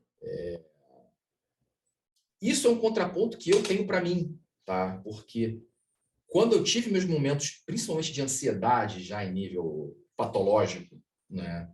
Em nível de ter que fazer acompanhamento médico, longe de ser aquela ansiedade assim de ansiedade que você tem do dia a dia, né? Ansiedade mais pontual, aquela ansiedade que te tira do eixo, te faz sofrer, te faz se desarticular da realidade, né? Você expressa aquilo ali que você está sentindo com um profissional de saúde, você não tem garantia que ele está te entendendo. Entendeu? Então, isso faz parte da minha experiência. Eu falo, eu expresso uma situação e as pessoas não me entendem. Entendeu? Felizmente, eu consegui sair do buraco onde eu estava. Tá? Mas e as pessoas que não conseguiram sair ainda? E as pessoas que não conseguem encontrar alguém que saiba, que já passou pela experiência que elas estão passando, né? Isso, se a gente considerar que experiência é um troço extremamente individual, né? Eu não posso falar pela experiência do outro indivíduo, eu só posso falar da minha. Sim, porque sim. o meu corpo, o meu espírito, o meu eu reagiu de forma X a determinada situação, né? Mas isso é o que tem em comum entre várias pessoas que sofrem de ansiedade e depressão. A dificuldade de você ter alguém que, cara, eu sei que você está passando. E não é só falar, eu sei que você está passando da boca para fora, entendeu? Mas é você conseguir transpor o seu eu, porque você já passou por aquela experiência. Entendeu? Então, você sabe que você está falando com um indivíduo que já deu com a porta na cara várias vezes ao tentar se fazer entender para alguém e não conseguiu. E às vezes só consegue numa terapia. Entendeu? Qual é o acesso que todo mundo tem a uma terapia? Difícil. Entendeu? Também não estou aqui para pôr, não. Agora eu sou o salvador da pátria, eu sou o salvador dos ansiosos e deprimidos. Não é isso. Mas, a partir do momento que a gente compartilha nossa experiência, volta e meia chega alguém, cara, então, tem um minuto para conversar comigo? Olha, que legal. Interessante. Cara, posso te falar uma coisa? E isso é o mínimo, às vezes é o mínimo que uma pessoa que está passando por ansiedade, que está passando por depressão, às vezes é o mínimo que essa pessoa precisa para não entrar num estágio ainda mais grave de sofrimento, para não tomar uma atitude drástica contra si próprio, entendeu? Eu nunca vou esquecer uma vez num show que eu fiz, não era Black, isso é antigo, não era, eu tenho esse entendimento hoje, né?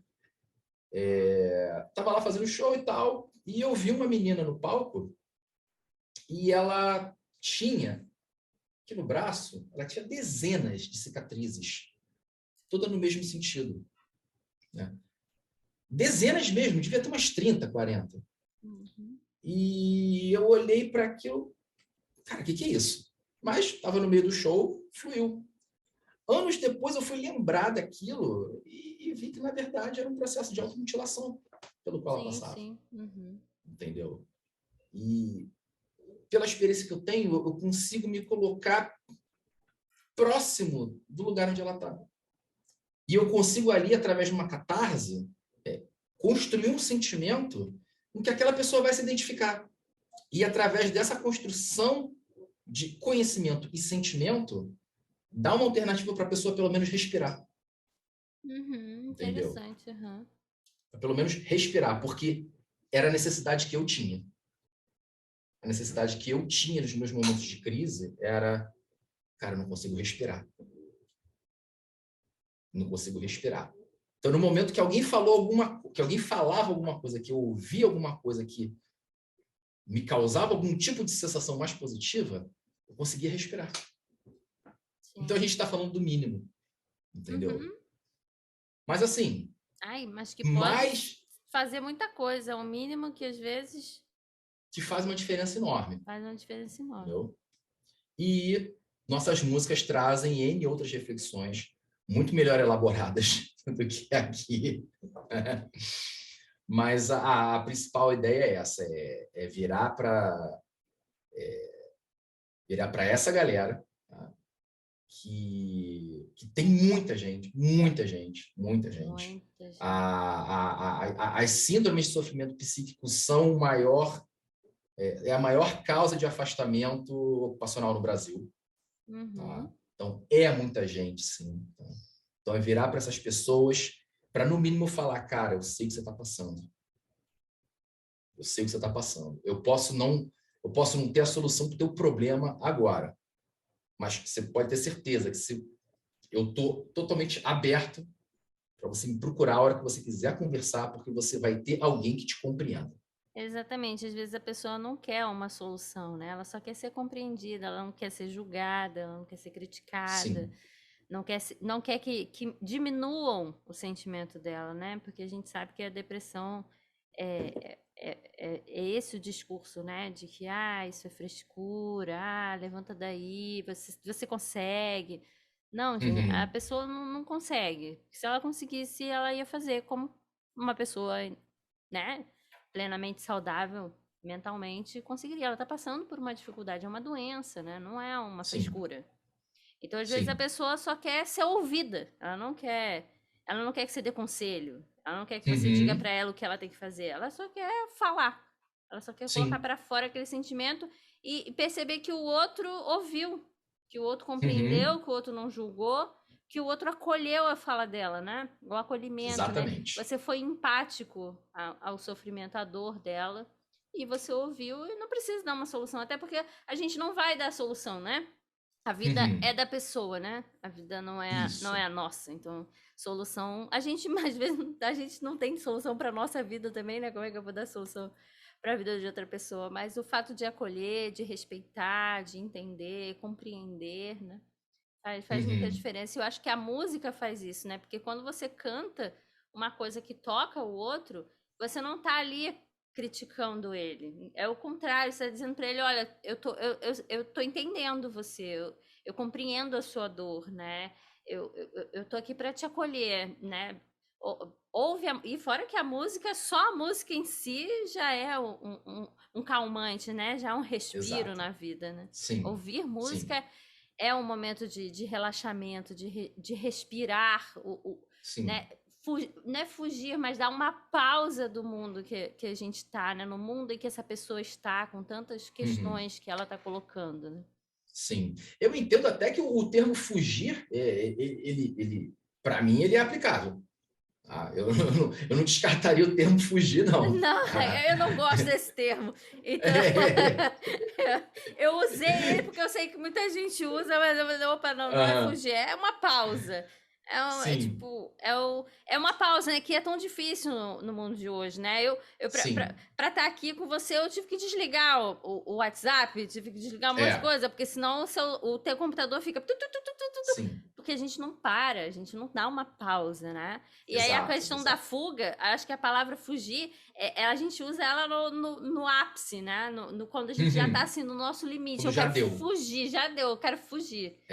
Né? Quando você usar essa palavra, você tem que começar a ficar preocupado. Peraí, eu tô querendo fugir das coisas que eu escolhi estar, do lugar onde né, do mundo, né, dos seres humanos, das pessoas, da comunidade. Eu tô querendo fugir da minha comunidade, né?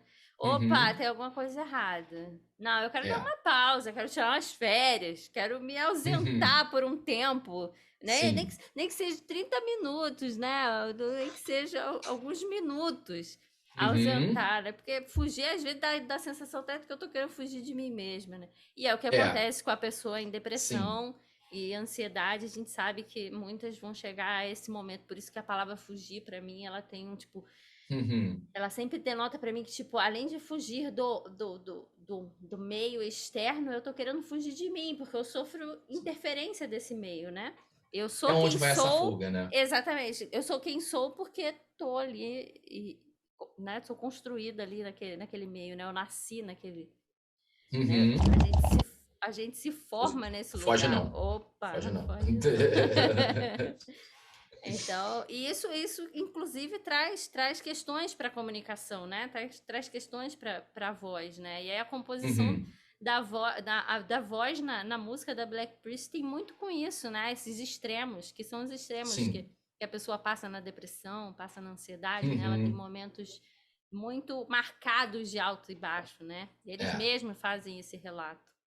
sim, sim.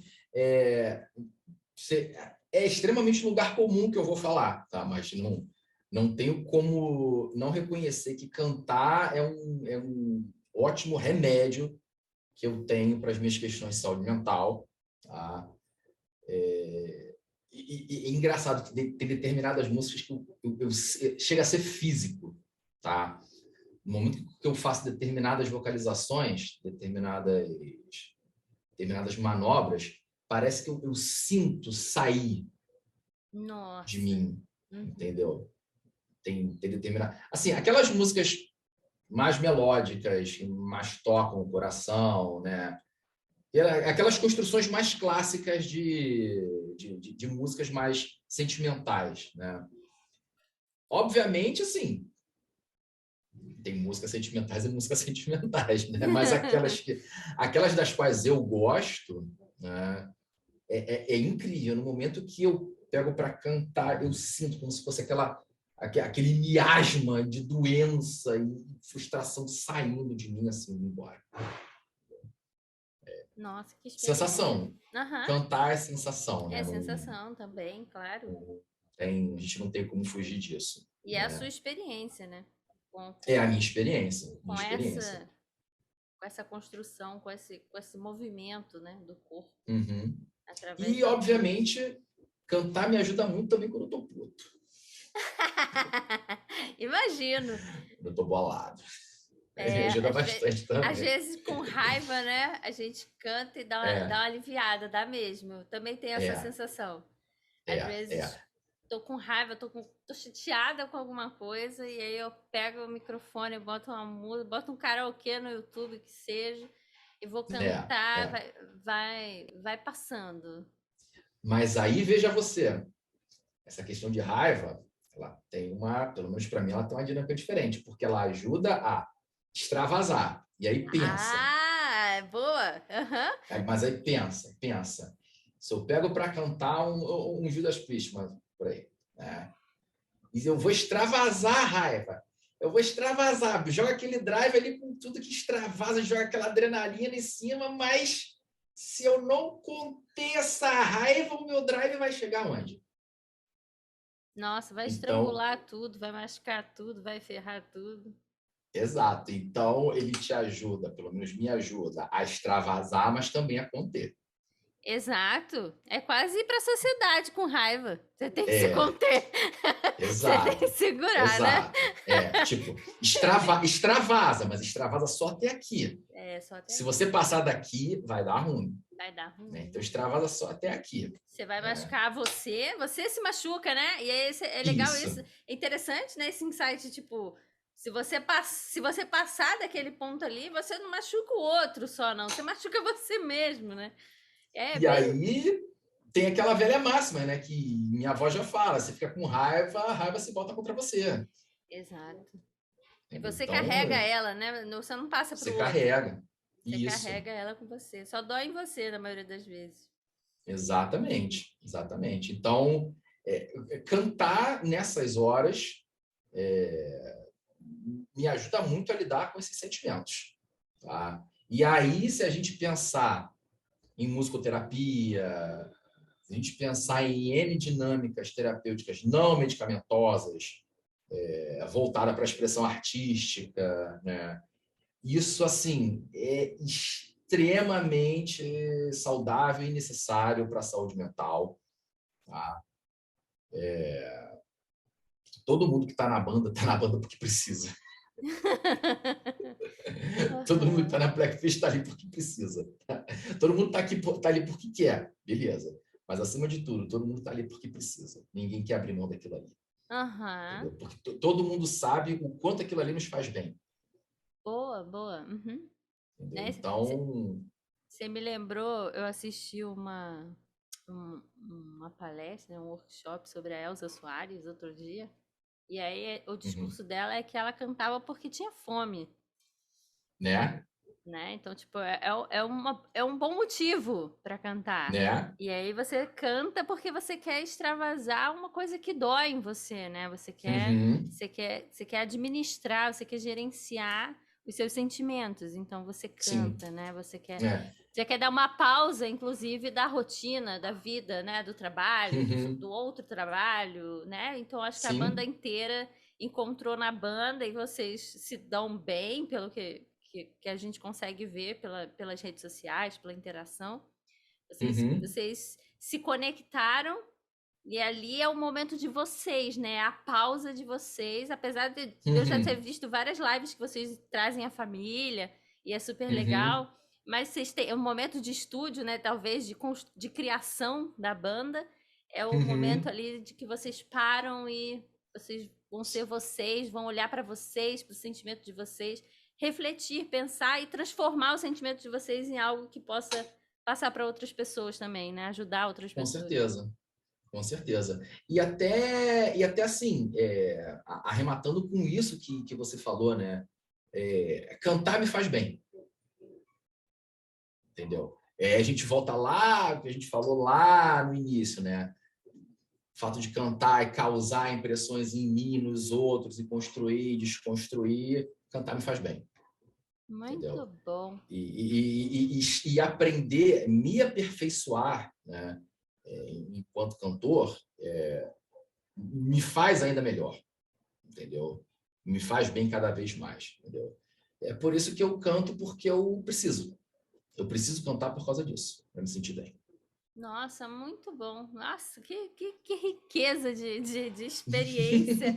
Preciso dizer, eu tenho que começar a encerrar aqui nossa conversa aqui, né? O podcast, o episódio de hoje, porque senão a gente fica aqui É, é. até amanhã. E aí é mais reflexão que É não mais, para. mas é muito rico a experiência. Muito bonito de ver. É o tipo de experiência, de relato artístico que a gente não encontra em livro nenhum. A gente não encontra Pois na, é. a gente não encontra num artigo científico, né? A gente Uhum, estuda, a gente busca como evoluir, como aprimorar a voz de vocês. Né? Eu estou falando aqui como um profissional que estou sempre estudando. E uhum, essas reflexões, essa história, a sua história, é uma coisa que a gente não vai. Que nenhum livro vai contar e usar como é. referência, né? Para trabalhar a voz, para formar a sua voz. Né? Pelo menos não hoje. Não hoje, né? Não hoje. Não hoje. Quem sabe, quem Quem sabe? sabe? Quem sabe? Como Quem eu sabe? falei, como eu falei, eu quero que a Blackpink domine o mundo. Mas não, não, quem sabe, exato, né? Unindo todo mundo, não precisa ser um artigo científico, não precisa ser um livro, Uhum, né? Pode ser um sim, podcast, pode ser um exato. álbum de Com banda, né? certeza. Vai Com trazer a certeza. experiência de vida da pessoa e a gente vai refletir diante do conhecimento científico, como é que eu aplico o meu conhecimento científico em cima da realidade do outro, né? Da Isso aí. experiência de vida do outro. Isso aí. Esse tipo, eu posso dizer neste momento que como primeiro episódio do podcast, eu alcancei o objetivo do podcast. Aí sim, Eu, gostamos. a gente fecha esse bate-papo com, tipo, objetivo check, check. Check. Todos os Check. objetivos. Mission complete. Exatamente. Missão cumprida. Eu Isso agradeço aí. muito, assim, Ah, conheci mais ainda de você. Você é meu aluno barra paciente barra, né? Jovem, uhum. como a gente, Jovem. como a Acima de tudo, gente, jovem. acima de tudo, jovem, como a gente sempre interage. Agradeço Sim. muito você por ter acreditado e aceitado essa experiência aqui. Para mim é muito importante. É uma honra ter você como o primeiro, né? A gente vai estrear o podcast no dia 16 de abril, que é o Dia Mundial da Voz, então é um marco para a voz, né? Para o campo científico, né? A questão de Uhum. conscientização das pessoas com relação à importância de cuidar da sua voz e viver dela, experimentar a própria voz. Então foi bem enriquecedor mesmo essa experiência aqui. Joia. E aí eu vou pedir para encerrar você falando, né, dando sua fala final e falando um pouquinho assim onde a galera acha a banda, né, onde se vai ter show, se tem alguma coisa aí, quais são os planos futuros da banda aí, os seus também. Black Priest, vocês nos encontram em todas as redes sociais, em todas as plataformas de streaming. Estamos no YouTube, Spotify, Deezer, Apple, Instagram, Facebook. Ainda não temos Twitter. Acabei de me dar conta disso. Precisamos fazer um Twitter. E por que não fazer um TikTok também? E surfar essa onda. Então, em breve teremos Black Priest no Twitter e no TikTok. Pense, jovem! Mas, enfim, vocês encontram a gente no Instagram, @BlackPriest_banda. Na nossa bio, você vai encontrar o nosso Linktree, que a gente vai colocar aqui também na descrição do vídeo, tá? Nesse Linktree você vai ter acesso à experiência completa da Black Priest, tudo que a gente já produziu, alguns projetos que a gente tem por produzir, né? Várias loucuras, várias sandices, vários desmembramentos da lógica naquilo que a gente curte de fazer, que é o metal, e nessa experiência que a gente está sempre buscando compartilhar com vocês. Muito bom. Quer fazer uma fala final, assim, da experiência? Aline, na verdade, eu quero mais te agradecer pela oportunidade. Né? Muito me lisonjeia, muito me honra de estar aqui dando pontapé inicial nesse seu projeto. Tá? Desejo muito sucesso para você, tanto nesse projeto como em todos os outros que você vier a empregar, né? Conta comigo para te ajudar, para compartilhar todos os seus projetos. Né? Obrigada. E agradeço muito também a todo o suporte que sempre você me deu em tudo que a gente veio construindo. Tá? Você faz parte da Black Priest, não é à toa que você está aí. Usando o nosso manto sagrado da Black Priest. Eu sou quase... Tem até o copo. Tá faltando só a cerveja, mas já descobri que eu tenho que ir no presencial. Assim. A cerveja Ovelha Negra, nossa cerveja da Black Priest, só para quem vai no show. Só para quem vai no show. Mas eles têm camisa, tem boné, Temos camisas, temos boné, temos canecas, temos chaveiros, temos... Eu descobri que eu não tenho a caneca. Eu preciso providenciar uma caneca dessa. Eu vou comprar uma caneca dessa. Calma, jovem. Tudo tem sua hora, jovem. Procura lá. Lá no nosso Instagram, lá no nosso Linktree, tem o linkzinho lá para quem quiser adquirir os produtos Black Priest. Tá? Só chegar lá, conferir, fazer um contato com a gente. Entregamos em todo o Brasil. Tá? Então, não tem caô. Não entrega na região. Tá? Não. Entregamos em todo o Brasil. Tá? Só pedir que é nós. Muito bom. Muito obrigada, Vinícius. Vamos. Vinícius Libani, né? Como é que é? Ai, gente, eu adorei essa frase. O sacerdote do culto de pecados da Black Priest. Muito bom, muito bom. Muito obrigada. Gostamos. Eu adorei, eu já disse várias vezes que eu adorei esse release seu. Adorei a sua descrição. Muito obrigada. Né? Desejo muito sucesso à banda, muito sucesso a você vocalmente. Continua que a trajetória, o caminho está muito bonito de ver. Eu estou sempre acompanhando. Obrigada, e é bem bacana. Um forte abraço para você. Abraço também, conta com a gente também, conta com a Black Priest, porque pode ter certeza que a gente conta com você também. Muito bom. Gente, então a gente vai ficar por aqui. Até o próximo episódio, tá? Que aí a gente ainda não sabe quem será, vai ser um suspense, como sempre. Mas eu posso adiantar que vai ser uma cantora. Cantora. Eu adianto que vai ser uma cantora, né? A gente esteve aqui com um vocalista e agora a gente vai estar com uma vocalista do gênero feminino. Linda e maravilhosa, eu adoro ela e ela ter aceito o convite, foi fantástico. Show, Forte abraço, show. Vinícius. Forte abraço, Aline. Jovens, Black Priest and stay heavy.